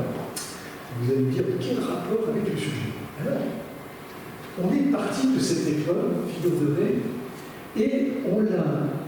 Alors, je fais une parenthèse, je vais parler de garçons et de filles. Vous savez que les filles, parce que c'est la même chose au niveau social, vous savez que les filles, globalement, ont une représentation d'elles-mêmes comme étant, globalement, comme étant moins bonnes dans les matières scientifiques et les maths. Il suffit de regarder le nombre de. Maintenant, il n'y a plus de bac scientifique, mais les options bac scientifique, la réforme Blanquer, entre parenthèses, elle est arrivée exactement à l'effet inverse de l'effet synthèse, il y a encore moins de filles dans les filières scientifiques. Mais donc, voilà. Et les garçons se sentent nettement plus à l'aise dans les matières scientifiques. Enfin, ils ont une représentation de même plus positive. Bien sûr, c'est statistiquement ça. Alors regardez cette figure-là. On imagine, je vais la présenter, je vais présenter cette épreuve-là à des filles ou à une classe dans laquelle,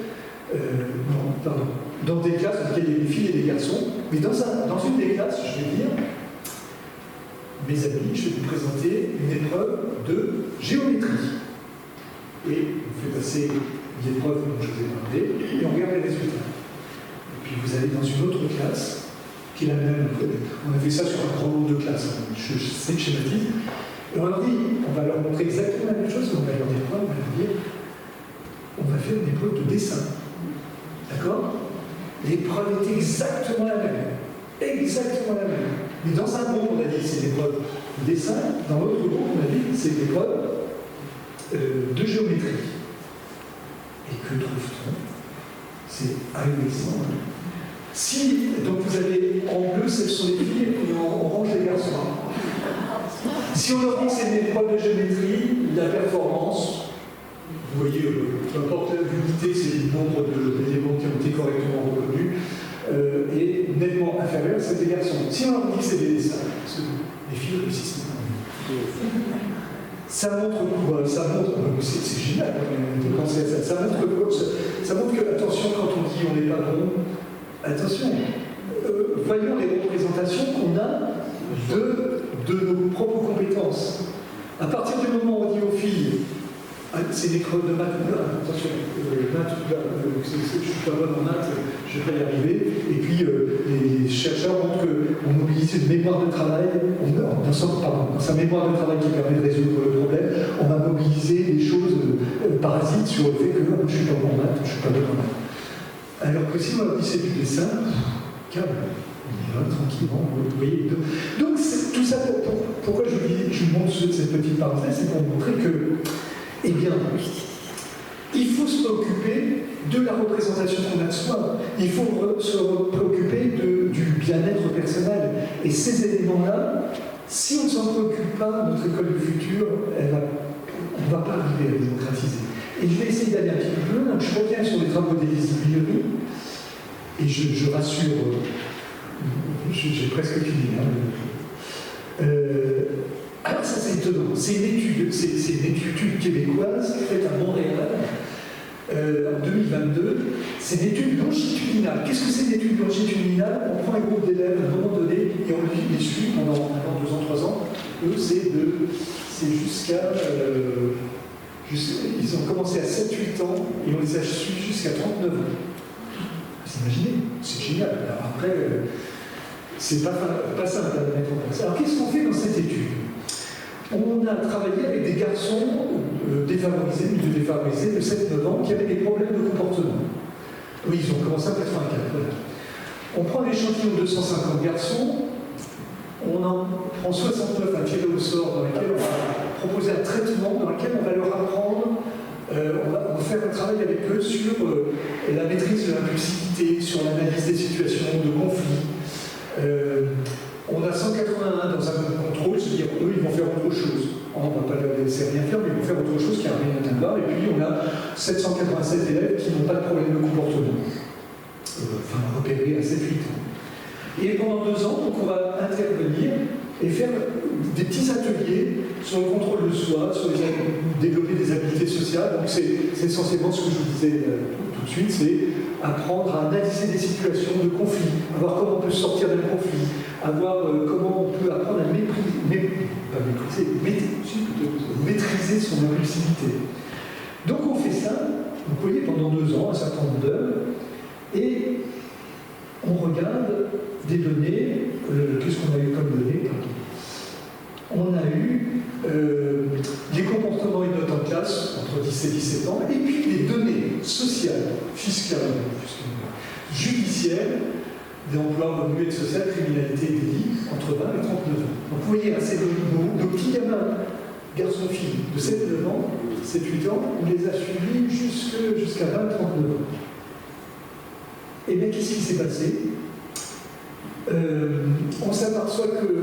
alors, on a comparé systématiquement les enfants qui ont bénéficié de ces petits ateliers aux enfants qui n'en ont pas bénéficié, et puis aux enfants qui n'avaient pas de problème de comportement. Et donc, on s'aperçoit que les enfants, les comparaisons, ce que je vais vous donner là, c'est uniquement comparaison enfants qui ont bénéficié de ces ateliers versus les enfants qui n'en ont pas bénéficié, mais qui avaient eux-mêmes des problèmes de comportement. On s'aperçoit que les enfants gèrent mieux leur impulsivité. Bon, c'est une bonne chose. On s'aperçoit qu'ils ont une augmentation de leur niveau de confiance. Rappelez-vous cette histoire de ce que je vous ai montré sur l'estime de soi, la confiance en soi par rapport à l'épreuve de géométrie ou de dessin. Augmentation de la réussite dans l'enseignement secondaire. Ils réussissent statistiquement mieux que les élèves qui n'ont pas bénéficié de ce module. Alors, des effets supplémentaires sur le parcours professionnel, sur le revenu, sur les taux d'inactivité, sur les aides sociales. C'est-à-dire qu'ils ont moins eu à bénéficier d'aides sociales parce qu'ils étaient moins au chômage que les autres. Et les liens avec la justice, ils ont eu moins de liens désagréables avec la justice, pour le dire de manière féminisée. Et alors, justement, ce qui est intéressant, c'est que j'ai repéré cette intervention d'Élise Billoni, puis je suis allé chercher l'article de base et regardez dans quoi ils ont publié American Economic Review, dans une revue d'économie. Alors, pourquoi une revue d'économie? C'est que, on pourrait se dire, c'est bien cette expérience, ça montre, ça va permettre plus de bien-être aux enfants, donc rien que ça, c'est bien. Mais si on a un raisonnement un peu cynique économiste, c'est ce que font les économistes là, ben on s'aperçoit que si on fait une analyse coût-bénéfice, on a dépensé un petit peu quand ils avaient 7-8 ans avec il a fallu embaucher des éducateurs, former des éducateurs qui ont organisé ces ateliers. Mais alors le bénéfice après en termes de non-dépenses d'indemnité chômage, de non-dépenses de prison, enfin, et autres, ou même en amont de redoublement, parce qu'ils ont moins redoublé, est considérable. C'est-à-dire pour 1 euro dépensé, ou $1, c'était 1 euro, le dollar dépensé, c'est 11 dollars qui ont été gagnés. Donc même si on a un raisonnement cynique économique, c'est intéressant. Et donc, au passage, ça permet de se dire, notre école du futur, peut-être qu'il faut qu'elle fasse des investissements à un moment donné, dont elle pourra bénéficier plus tard. Et je n'ai pas le temps, mais il y a bien d'autres actions qui ont été faites il y a une étude faite en 2022 par Briol et collaborateurs qui montre les effets d'un enseignement d'éducation civique organisé en mettant en œuvre des méthodes d'éducation active, c'est-à-dire dans lesquelles les élèves sont acteurs, ont la possibilité d'agir, qui ont le même genre d'effet bénéfique à court terme. Ce n'est pas une étude longitudinale. Et puis, plus ancien, il y a un peu plus de enfin, il y a 20 ans, un collège, une école primaire de Mont-Saint-Marolles, dans le Nord, dans lequel il y avait des résultats terribles, avec des incivilités terribles, et il y a eu l'idée qu'un groupe d'instituteurs et d'institutrices qui pratiquaient la pédagogie freinée, je n'ai pas le temps de développer, mais freinée, c'est-à-dire l'idée de faire en sorte que les enfants soient plus acteurs, qui participent à la vie de la classe, qui participent aux décisions de la vie de la classe, qui soient mis en activité, qu'ils écrivent des choses vraies, qui soient utiles, enfin voilà. Et bien on s'aperçoit de même chose, qu'on a pas forcément une élévation considérable des résultats scolaires, mais un changement d'attitude et de la confiance en soi qui ont des bénéfices à plus long terme. Et j'en arrive à ma conclusion. Pour un enseignement du futur démocratisé, il me semble qu'il faut développer des expérimentations qui soient évaluées scientifiquement. C'est-à-dire qu'il faut qu'on arrête avec ces histoires de café du commerce en laquelle on dit la meilleure méthode pour apprendre telle ou telle chose, c'est comme ça. Il suffit de faire ça et ça va marcher. Non, attention, faisons des études. Vous voyez, à dessin, je vous ai montré des études dans lesquelles il y avait systématiquement un groupe expérimental et un groupe témoin. Vous voyez, c'est-à-dire qu'on peut comparer de manière beaucoup plus rigoureuse. Ça ne veut pas dire qu'à partir de là, à partir du moment où on a ces résultats, il suffit de mettre en application. C'est beaucoup plus compliqué que ça, mais quand même, ça vaut le coup. Deuxième chose, il faut prendre en compte les initiatives du terrain. Il faut arrêter avec ce ministère de l'Éducation nationale qui décide de tout d'en haut et qui dit vous allez faire comme ça. Non, il faut expérimenter, il faut prendre en compte les demandes. Il y a eu des périodes où il y a eu ça.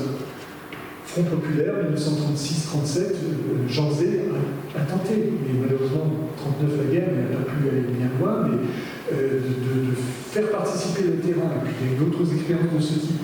Mais si on a un système jacobin centralisé, ça ne veut pas dire que je ne remets pas en cause le principe d'une éducation nationale, bien au contraire. Il me semble qu'il faut qu'il y ait des examens nationaux et autres.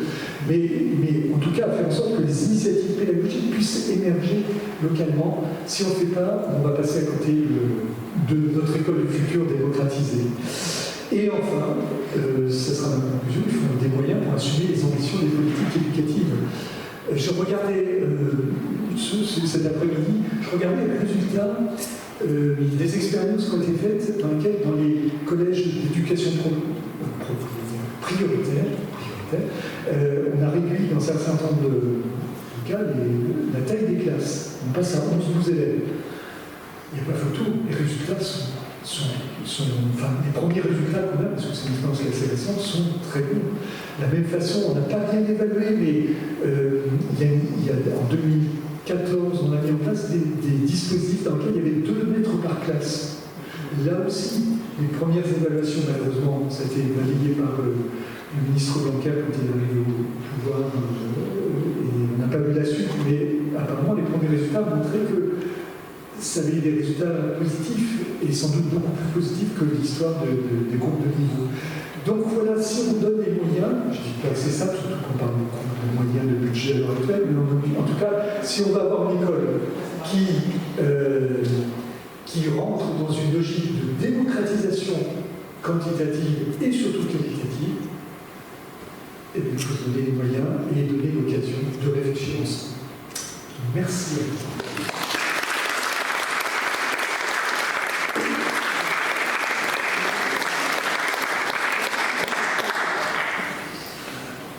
Si vous avez des questions... votre disposition. Je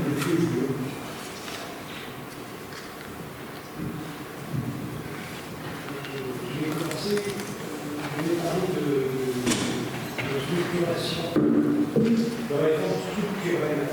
Est-ce que cette organisation de l'école qui est primaire, secondaire, collège, lycée, a encore sa place actuellement? Est-ce qu'il ne faudrait pas justement déstructurer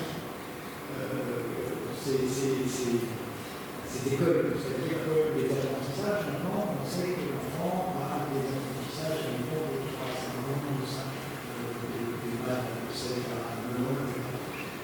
Est-ce que cette notion d'école primaire, de collège et de lycée, ne devrait pas être au niveau des âges, ne devrait pas être modifiée? Comme pour les collèges, je sais que notre sixième et la troisième, il y a des grosses écarts et qu'il faut être connaître, c'est je suis quelqu'un qui peut parler une fois, faire 6 et la troisième, par exemple, le collège sur le collège. Alors, merci, c'est une question extrêmement intéressante sur laquelle je vois plusieurs éléments. Ça fait partie des questions vraiment intéressantes à poser. Plusieurs éléments de réponse. Une réponse minimaliste et une réponse plus maximaliste. Minimaliste, il y a eu des expériences de ce type qui ont été à travers la constitution de cycles.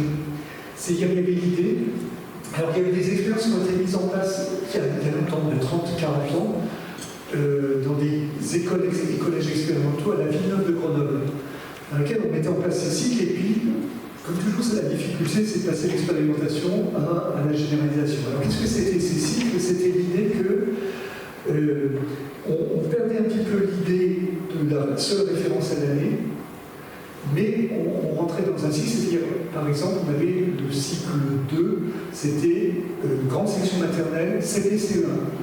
Vous voyez, alors ça ne veut pas dire qu'on mélangeait tout, mais ça pouvait être le cas à certains moments. Il pouvait y avoir des enfants de CE1 qui étaient avec des enfants de grande section, mais surtout, il y avait l'idée qu'il y avait une proximité dans le processus d'apprentissage, et puis ça permettait aussi de dédramatiser par rapport à l'idée que, en particulier, on prend la question cruciale de la lecture, l'apprentissage de la lecture. CP, on disait, si on n'a pas appris à lire en février de l'année de CP, c'est fini. Alors que là, ça nous permettait de limiter un peu la pression en disant la lecture, c'est quelque chose qui est beaucoup plus large et qu'on peut commencer en grande section avant, jusqu'au C20, voire après, même à 65 ans, par exemple. Mais donc voilà, les cycles, il y avait l'idée non pas de supprimer par rapport à ce que vous disiez, école primaire, collège, lycée, mais il y avait l'idée d'établir des liens. Et ce qui était intéressant, c'est que ça permettait de faire des liens entre les enseignants, parce qu'on avait des cycles qui allaient jusqu'au collège aussi, des liens entre les enseignants du CM2, enseignants et enseignants du CM2, et les enseignants de 6e. Donc ça, c'est un premier élément de réponse. Et deuxième élément de réponse, c'est que vous avez complètement raison, c'est vraiment de poser la question, parce qu'on sait qu'un des défis de l'école du futur, c'est la gestion de la multiplicité des savoirs que les élèves ont à gérer. C'est-à-dire que pendant longtemps, le seul endroit reconnu de transmission des savoirs, c'était l'école. C'est évident maintenant qu'il y a une multitude d'autres lieux de transmission des savoirs, donc il faut sans doute le prendre en compte. Et alors il y avait un auteur qui s'appelait Ivan Illich, qui dans les années 60 avait écrit un bouquin qui s'appelait Une société sans école. Alors c'était Unschooling Society. Et donc son idée c'était de remettre en cause le principe même de l'école et d'imaginer un système qui c'est pas mis en place, hein, on est au niveau de la pensée, mettre en place un système dans lequel il n'y avait plus justement école primaire, collège, lycée, mais des lieux d'apprentissage et donc on éclatait, c'est peut-être une manière extrémiste par rapport à ce que vous évoquiez, hein, Alors avec l'idée que, mais il avait prévu Ivan Illich, mais si jamais on allait vers quelque chose comme ça, c'est-à-dire on éclate un petit peu le système tel qu'il est, mais et on instaure des lieux de formation, des lieux d'apprentissage, là il y a quelque chose qui est essentiel, c'est un nouveau métier qui serait à développer, qui existe déjà en fait, c'est l'accompagnateur de savoir, c'est-à-dire que pour pas qu'on arrive à un système dans lequel on renforcerait aussi les inégalités, parce qu'il y aurait ceux qui sauraient trouver l'information et ceux qui ne sauraient pas. Donc si jamais on allait vers quelque chose de ce type, on n'y est pas encore, mais si on allait vers quelque chose de ce type, il faut réfléchir à la manière d'accompagner les élèves de manière à ne pas renforcer encore la ségrégation sociale.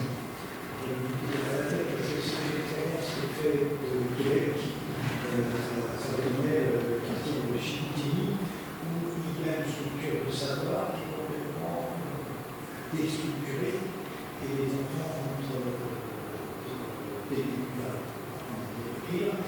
jusque au collège, un lycée qui est vraiment plus large que chez nous. Et c'est des apprentissages qui sont complètement différents avec justement cette déstructuration. Et c'est le même lieu pour les enfants, du début jusqu'à la fin, et la démocratisation, les élèves choisis et tirés sur un quartier assez large, les parents faisaient des demandes, et ils ont cherché comment justement s'y prendre, mais c'était le hasard. Après, la deuxième année, ils ont fait attention aux fratries. Mais c'était le seul qui est justement du cas de 60 000. Et donc, je n'ai pas fait le suivi, c'est déjà 6 ans, et ça semblait très positif. Mais merci de signaler cette belle expérience. Moi, je pense que, quand je disais tout à l'heure, prendre en compte les initiatives de terrain, je pense qu'il faut essayer. Après, il ne faut pas que les enfants deviennent des cobayes, mais si on sait que dans certains lieux ça s'est passé et que ça a pas mal fonctionné, pourquoi pas imaginer des organisations de ce type. Avec l'idée, juste une chose, c'est en aucun cas une réserve par rapport à ce que vous voulez dire, parce que je trouve que l'expérience est intéressante et ça vaut vraiment le coup d'y penser. Enfin, j'ai bien noté, je continue. Mais il y a juste une chose, c'est qu'il y a toujours une difficulté de transférer d'un milieu culturel à un autre milieu culturel. Et je vous donne juste l'exemple, je vous ai parlé de PISA au tout début. PISA, il y a cette idée de comparaison internationale, c'est extrêmement intéressant, et en même temps, il faut faire attention parce qu'il y a un certain nombre de décideurs, décideuses politiques qui disent « Ah, regardez ce qui se passe là-bas, Singapour, par exemple, on va faire pareil ». Ou même, de manière plus subtile, à un moment, la référence en Europe, c'était la Finlande. Et effectivement, la Finlande, ils font toujours un très bon travail, et sur le plan pédagogique, il y a des belles innovations. Mais c'est pas forcément, on ne peut pas le transférer forcément tel quel. En revanche, s'en inspirer, imaginer et créer quelque chose de peut-être nouveau, mais à partir d'expériences autres, du type de celle que vous évoquez, c'est vraiment intéressant. Et je trouve intéressant parce que je perçois à travers ce que vous dites, on aurait quand même une forme d'application de ce que Ivan Illich appelait société sans école. Si vous avez l'occasion, je ne sais pas s'il y a la bibliothèque, une société sans école, Ivan Illich, c'est un beau livre qui date des années 70, mais ça posait de belles questions en tout cas. Merci pour votre intervention. Je crois qu'il y a une question. Non, c'est tellement différent. Je me posais la question, est-ce qu'aujourd'hui il y a des liens qui ont été faits entre ce qui se passe à l'école et l'intégration des jeunes dans la vie professionnelle? Parce que j'ai vraiment l'impression qu'on parle beaucoup du taux de chômage des jeunes, des choses comme ça, mais on ne parle pas forcément du côté plus psychologique des choses. Et comme vous avez abordé la question, vous posez cette question-là. Dans les études, il y a des études qui font, il y a des études sur l'insertion sociale, professionnelle plutôt. C'est lié à l'insertion professionnelle. Il y a plein d'études qui sont publiées par les services du ministère ou la DARES, le ministère des Affaires sociales, du Travail, je ne sais pas comment il s'appelle. sur l'insertion, dans lequel on regarde ce que deviennent les élèves qui sortent du système scolaire 8 mois, en général c'était ça, 8 mois après la sortie du système scolaire. Donc on a la possibilité de mesurer depuis un grand nombre d'années les taux d'insertion en fonction des diplômes, du fait d'être une fille, un garçon, du lieu d'habitation. Mais ça me semble que ça ne répond pas forcément à votre question. En revanche, les études, alors moi je n'ai pas de connaissance d'études qui mettraient en avant ce lien, un lien fort entre les modalités d'apprentissage, les modalités de travail à l'école, au collège, au lycée, et l'insertion, si ce n'est l'étude que j'ai montrée de Montréal. Il doit y en avoir d'autres, mais je ne connais pas, mais c'est toujours très compliqué parce que c'est très coûteux en temps et financièrement quand on fait l'étude longitudinale de voir ce qu'on a fait, et puis en plus il faut toujours qu'on ait des groupes témoins. Mais je pense que si vous avez l'occasion, pour répondre vraiment à votre question, peut-être pouvez-vous, si je peux me permettre, aller voir la conférence d'Élise Huillery, dont je me souviens. Ça dure 45 minutes, et elle présente de manière détaillée cette étude qui est remarquable, et qui montre vraiment que... alors c'est un aspect, mais à travers un travail qu'on a pu faire sur la confiance en soi, la capacité à maîtriser ces actions, on a des effets sur l'insertion, puisqu'il y a un taux de chômage qui est moins élevé. Alors après, il faudrait être plus subtil et regarder sur quel type de métier. Est-ce qu'on note juste qu'il y a une insertion, mais est-ce que ce sont des métiers valorisants, des métiers qui plaisent? Ça serait encore une autre étude. Merci.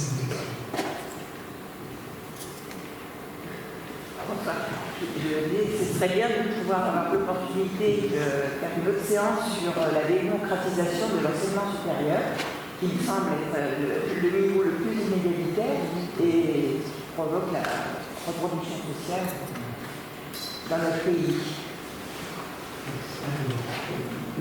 Je suis tellement d'accord avec vous, madame. Effectivement, je pense que la question... Il y a des travaux, justement, j'en parlais tout à l'heure à travers un livre qui est nos amis bibliothécaires ont mis à disposition un certain nombre de livres, je vous invite à les regarder tout à l'heure, ils ont fait un superbe choix. Et il y en a un en particulier qui aborde, alors en fait c'est pas forcément ce livre-là, mais il y a un autre livre qui est sorti aussi sur ce thème. Alors attendez, je vais vous répondre. Ce problème de démocratisation, il existe, il a été dénoncé depuis très longtemps. 1964 et 1970, Bourdieu, Passeron. Bourdieu et Passeron, deux sociologues. On était, c'est 1964, les héritiers, 1970, les héritiers, c'est dans le livre qu'ils publient, et Pierre Bourdieu et Jean-Jacques Passeron, et 1970, la reproduction. Ils arrivent à un moment où on était plein d'espoir. C'était la fin de la guerre, la guerre était finie depuis 1945, on avait une illusion d'ascenseur social, et Bourdieu et Passeron, ils arrivent, ils vont regarder les taux d'enfants d'ouvriers à l'université, dans l'enseignement supérieur. Et là, ils me disent, non, ça ne marche pas, on a un taux de présence des ouvriers, ça me paraît évident maintenant. Mais quand ils sont arrivés, Bourdieu et Passeron, il y avait déjà des études faites par l'Institut national d'études démographiques qui l'avait montré, mais Bourdieu et Passeron avaient théorisé de manière extrêmement intéressante et tragique, en disant, mais regardez, l'enseignement supérieur, il est occupé par les enfants les enfants de la bourgeoisie, enfin, pour schématiser un tout petit peu. Donc vous avez raison, la question de la démocratisation, déjà en 60... Donc il dit, en gros, pourquoi les héritiers de 1964, il dit, ceux qui vont dans l'enseignement supérieur, ce sont les héritiers. Les héritiers, au sens des héritiers, pas seulement financiers, mais des héritiers intellectuels, des familles, de la bourgeoisie. Et puis il dit, ils vont encore plus loin en 70 en disant, le système scolaire se contente de reproduire les inégalités. Le système scolaire est l'outil de reproduction sociale des inégalités, et ça se manifeste, vous avez tout à fait raison, de manière très forte dans l'enseignement supérieur. Alors, c'est en train de se renforcer encore, ça c'est assez terrifiant, c'est que il y a, alors moi qui enseigne à l'université, je l'ai bien vu, on a nos moyens financiers qui ont un peu baissé, mais beaucoup dans certains cas, et donc on est obligé parfois de limiter nos capacités d'accueil. Moi, dans l'équipe, j'étais directeur du département de sciences d'éducation à ce moment-là, j'ai été conduit avec mes collègues à dire on n'a pas de recrutement d'enseignants, on ne peut pas accueillir tous ces étudiants, donc on va limiter nos capacités d'accueil. Et donc, de fait, il y a moins d'étudiants qui ont pu aller dans sciences d'éducation, mais bon, je prends cet exemple parce que je le connais bien, mais ça a été le cas dans d'autres. Et parallèlement, est en train de se développer un marché d'enseignement privé hors contrat. C'est pas le même sens sous contrat ou contrat, mais du privé, l'enseignement supérieur, c'est pas la même chose que le secondaire. Je vais simplifier, des établissements privés très chers, et on se retrouve dans des situations où les enfants, enfin des familles empruntent de l'argent pour pouvoir aller dans certains établissements parce qu'ils n'ont pas trouvé de place en enseignement supérieur. Alors le problème est encore renforcé, donc c'est en train de se renforcer. Donc, il y a une étude, une collègue sociologue qui a travaillé là-dessus, et en plus avec des débouchés qui ne sont pas forcément très bons par ailleurs. Et il ne faudrait pas qu'on arrive au système américain où les enfants, les jeunes, s'endettent pour des années, comme c'est le cas aux États-Unis. Quand on va dans l'enseignement supérieur, il y a des tarifs sont extrêmement exorbitants. On avait rencontré une fois des universitaires en visitant, peu importe le détail, en visitant une église romane. On tombe sur des universitaires américains qui avaient 60 ans à peu près, et on discute. On compare le système scolaire, le système universitaire français et américain. Ils disent vous avez de la chance, vous avez une université pas chère, tout ça, ce qui est vrai. Et eux, ils disaient, on a des collègues qui sont encore en train de rembourser, donc il y avait 50-60 ans, les emprunts qu'ils avaient eus quand ils étaient étudiants. Donc faisons attention, n'allons pas vers ça. Mais pour répondre, j'espère à votre question, oui, vous avez tout à fait raison, il faudrait faire alors, parce qu'on est arrivé à prendre la distinction. On a réussi une démocratisation quantitative. C'est-à-dire qu'il y a beaucoup plus d'enfants, de jeunes, qui vont à l'université, à l'heure actuelle, en 2025, qu'en 1960. Ça, c'est clair. Mais le problème, c'est que très très souvent, ils n'ont pas les moyens financiers de ne pas travailler à côté. Donc, moi, j'étais dans un département où on avait beaucoup d'étudiants boursiers et d'étudiants qui travaillaient à côté. Et donc, quand on travaille à côté, c'est beaucoup plus difficile de réussir. Donc, des taux de réussite qui sont moins élevés. Alors, nous, on faisait tout pour qu'ils réussissent, les étudiants. On les accompagnait. Mais c'est difficile. C'est difficile. Et il y a une vraie question politique à poser. Et je trouve qu'on la pose pas vraiment. Donc, vraiment, vous avez raison. Il faut la traiter cette question de la démocratisation de l'enseignement supérieur. Comme les jeunes qui vont étudier la médecine en Roumanie, parce que ça leur coûte des vies, c'est encore une injustice. Eh bien oui, alors ça c'est encore une autre question, et vous avez tout à fait raison, c'est la question des numerus clausus. Officiellement ça n'existe plus, ça me fait rigoler, parce que le numerus clausus, vous voyez, c'est l'idée qu'il y a un nombre de places limité entre la première et la deuxième année de médecine. Dans les faits, ça existe toujours. On appelle plus ça le numerus clausus, mais il y a toujours un nombre très très limité, alors qu'on a tellement besoin de médecins et d'infirmiers. C'est un autre sujet, mais vous avez raison, et de fait, on a eu un nombre considérable de jeunes qui sont allés faire des études. Vous évoquez la Roumanie, il y a eu un moment, c'était la Belgique. La Belgique, les études vétérinaires, par exemple, les études médicales et autres. Et c'est assez terrible. Enfin, là aussi, il y a des choix politiques à faire et à renforcer. Il y a eu une réforme des études de médecine, mais je ne suis pas sûr qu'elle. Je pense qu'elle provoque aussi des effets pervers. choix politique, il prend bien son sens.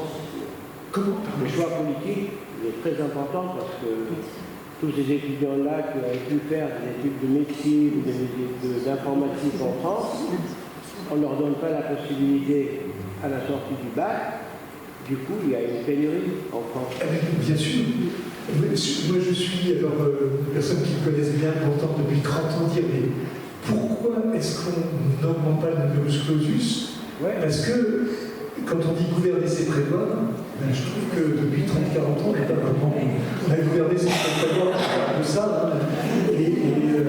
Vous savez toutes et tous le temps qu'il faut pour avoir certains rendez-vous médicaux. Et moi, j'en veux au ministre de la Santé depuis 30-40 ans, et pas que. Mais voilà. Enfin, il y a vraiment. Alors qu'il y avait des étudiantes et des étudiants qui étaient prêts à faire ça. Est-ce qu'on peut séparer la question de la démocratisation de l'école avec celle de la société? Parce qu'en fait... Est-ce qu'on peut séparer la question de la démocratisation de l'école avec celle de la société? Parce que nous vivons quand même dans une société de plus en plus inégalitaire. Est-ce qu'on peut dire que c'est démocratique? Et d'ailleurs, les théoriciens avancent qu'il y a un séparatisme des riches et ils ont des arguments. Le séparatisme, vous m'avez dit j'ai pas entendu, séparatisme des riches. Des riches, oui. Alors, oui, vous avez tout à fait raison, bien sûr. Il y a une jolie formule où il y a plusieurs personnes qui l'ont tenue qui disaient changer l'école pour changer la société pour changer l'école. Ben voilà, bon, ça suffira pas de changer l'école si on ne change pas la société et inversement. Et alors effectivement, j'ai parlé, parce que c'était ce sur quoi ce que je connais mieux, j'ai parlé de la démocratisation de l'enseignement, mais vous avez tout à fait raison, il faut regarder ce qui se passe au niveau de la démocratisation de la société. Et il y a des sociologues, comme les Massoud Charlot par exemple, qui montrent bien que la société, elle se ghettoise, et donc effectivement, c'est vraiment une prise de position politique importante de dire déjà, on va essayer de faire en sorte que dans l'école, on ne soit pas organisé en ghetto. Alors, les expériences que je vous ai relatées depuis 2015, elles ont plus ou moins été laissées de côté après, en plus. Mais donc oui, je suis tout à fait d'accord. C'est-à-dire que c'est un peu ce que je disais au tout début, quand je disais ce qui se passe concrètement dans l'école, ça dépend de choix politiques. Et les choix politiques, ils ont à être mis en œuvre pour l'école et aussi pour la société. Donc c'est quelque chose qui est extrêmement lié.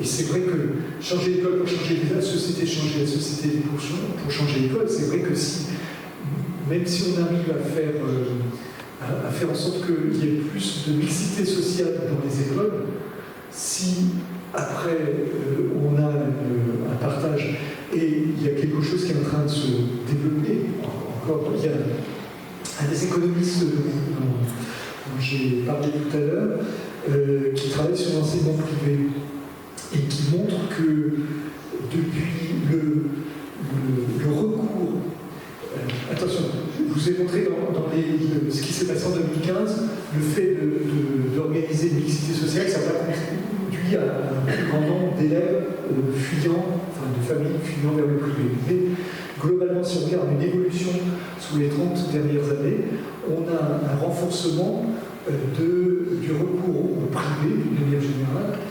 Je ne suis pas en train de critiquer le privé par principe, mais c'est juste que je reviens sur cette question de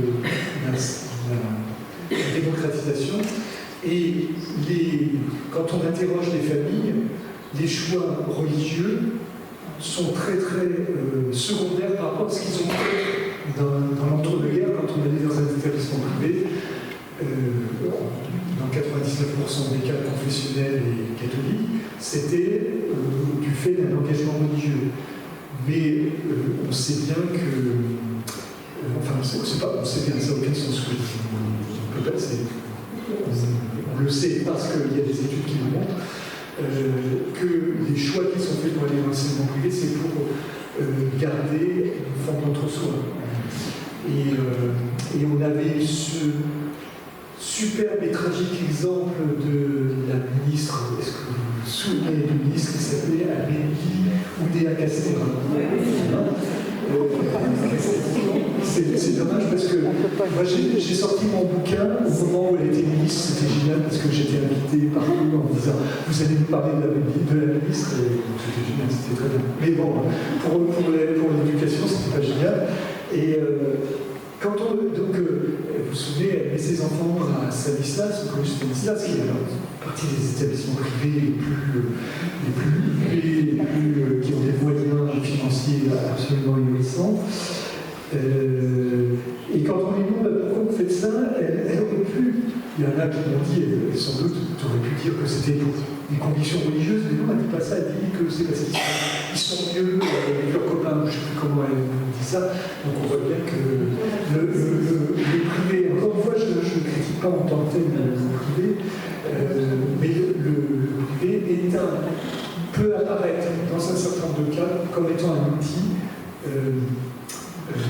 favorisant cette forme de ségrégation sociale et scolaire. Qu'est-ce que vous faites de l'enseignement Montessori? Alors, c'est comment? Ah oui, 3 nuits, pardon, oui, 3 nuits pour parler de Montessori. Alors, premièrement, je ne suis pas du tout un spécialiste. Donc, je vais vous dire ça, je vais vous donner quelques éléments de réponse. Mais je n'ai pas travaillé spécifiquement en tant qu'universitaire. Ce qu'on essaie de faire, c'est de parler que soit sur des choses sur lesquelles on a travaillé, soit sur des choses qu'on a pu approfondir un petit peu. Donc, je ne suis pas du tout un spécialiste de Montessori. Alors, il y a des choses très intéressantes et des choses qui me paraissent plus discutables. Alors, les choses intéressantes, c'est que Maria Montessori, elle s'inscrit dans et puis je vais le restituer par rapport au thème de la démocratisation. C'est ça qui m'intéresse. Maria Montessori, donc c'était une médecin qui a développé une conception et d'éducation très intéressante. C'est-à-dire qu'elle s'inscrit dans le cadre des mouvements d'éducation nouvelle, au même titre que Célestin Freinet ou d'autres personnes un peu moins connues comme Adolphe Ferrière. Donc dans les années 20-30, se crée ce qu'on appelle la LIEL, la Ligue internationale pour l'éducation nouvelle, qui change la manière d'éduquer, c'est-à-dire en disant il faut que les élèves soient plus actifs, il faut qu'ils soient plus acteurs de leurs apprentissages, il faut qu'on arrête l'école assise. Vous disiez, les enfants, ils sont toujours assis. Bon. Et Montessori, elle s'inscrit dans ce cadre-là, et à ce titre, elle a des travaux, elle a une pratique qui est tout à fait intéressante. Inconvénient, je ne vais pas encore parler des usages actuels de Montessori, mais de la conception de Montessori, et elle a peut-être. Il y a assez rapidement des débats entre Montessori et Célestin Freinet. Et ces débats, ils portent sur la vision politique. C'est-à-dire que Freinet, Célestin Freinet et Lise Freinet, on préfère parler des deux, Célestin et Lise Freinet, ils ont une vision politique qui s'inscrit à gauche et qui considère que l'école, un petit peu comme je disais tout à l'heure, il faut faire évoluer la société pour faire évoluer. Ils ne le disent pas ça, mais c'est ça, faire évoluer la société pour faire évoluer l'école. Alors que Maria Montessori n'est pas du tout dans cette logique. Enfin, elle n'est pas dans cette logique-là, elle reste. Elle a une approche plus technique, on va dire. Quand je dis c'est pas péjoratif, hein, je pense qu'elle fait c'est vraiment intéressant ce qu'elle propose. Donc ça, voilà, c'est une chose.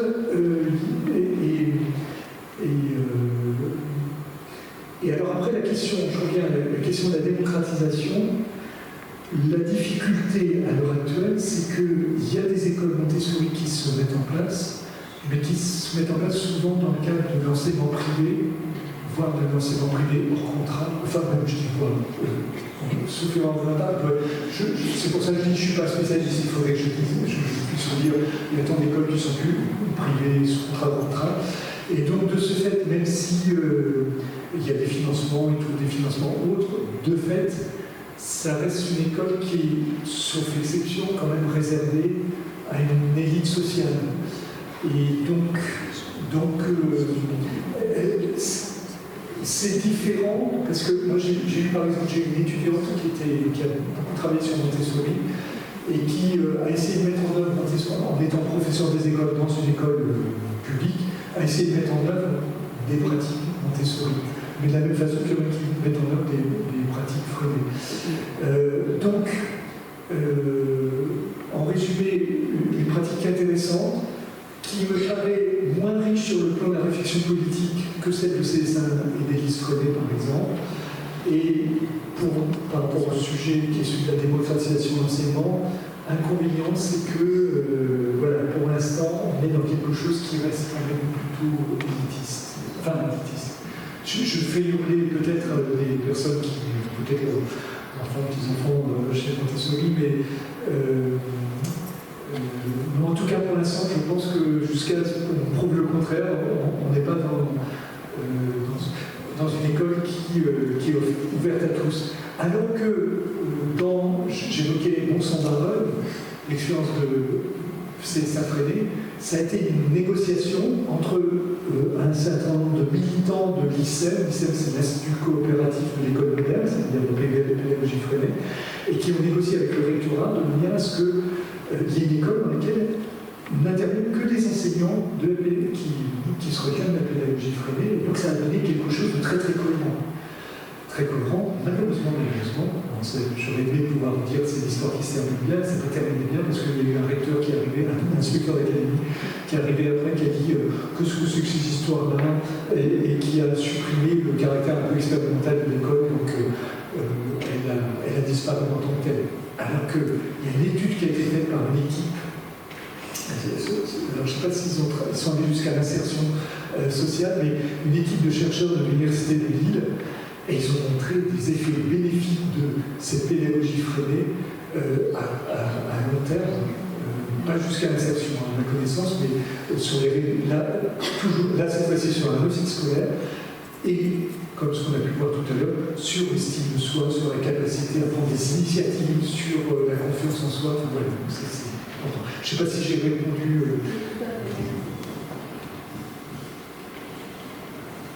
Ce que je reviens sur Montessori, c'est que je vais rebondir sur Montessori, ça a été assez détourné de ce que c'était au départ, parce qu'au départ, Montessori, elle a fait pour les enfants des choses très très populaires. Elle vient ça en psychiatrie infantile, donc il y a des enfants classés dédiés parce qu'on dans la psychiatrie qui s'est employée à l'époque en Italie, en France aussi. Et maintenant, c'est vraiment fait plutôt pour les bourgeoises, on va dire, ça a été très détourné, mais le mot de Montessori c'est pas déposé. Vous faites une formation de 4 heures, et vous pouvez une formation de 4 heures, et vous pouvez déclarer l'instructeur Montessori. Donc, il y a beaucoup de choses dans Montessori qui n'est pas de Montessori.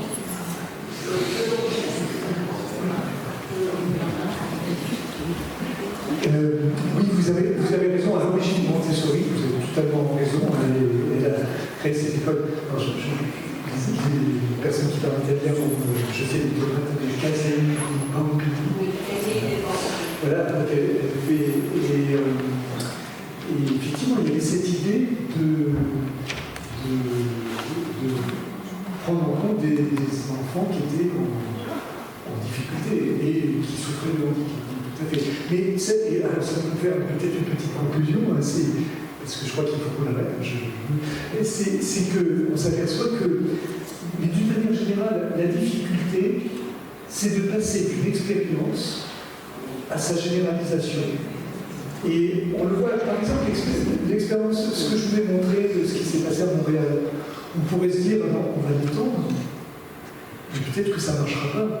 Et c'est, vous savez, par exemple, il y a eu des expériences qui ont été faites dans les années 70 par un chercheur en sciences d'éducation qui s'appelait Louis Legrand. Et Louis Legrand a fait plein d'expériences qui ont été réalisées par Alain Savary, le ministre de l'Éducation nationale de François Mitterrand entre 80 et 84, dans lequel il a essayé de mettre en œuvre ce qui avait bien marché à titre expérimental, et ça n'a pas marché. Et alors c'est surtout, alors attention, je ne veux pas terminer sur une note négative, mais c'est pour dire que ce qui est fondamental, c'est l'idée de... C'est souvent difficile de passer d'une situation où on est militant au sens large du terme, c'est-à-dire je suis militant, je veux que mes élèves réussissent, je vais mettre en place plein de choses, et la généralisation à l'ensemble du système scolaire. D'où l'idée qu'il faut des moyens, et d'où l'idée qu'il faut accompagner au maximum les équipes de manière à ce que ces belles initiatives pédagogiques, éducatives qui peuvent être mises en place, eh bien, elles puissent être vraiment mises en place et qu'elles soient accompagnées par des formateurs et des accompagnants. Merci à vous, c'était un plaisir.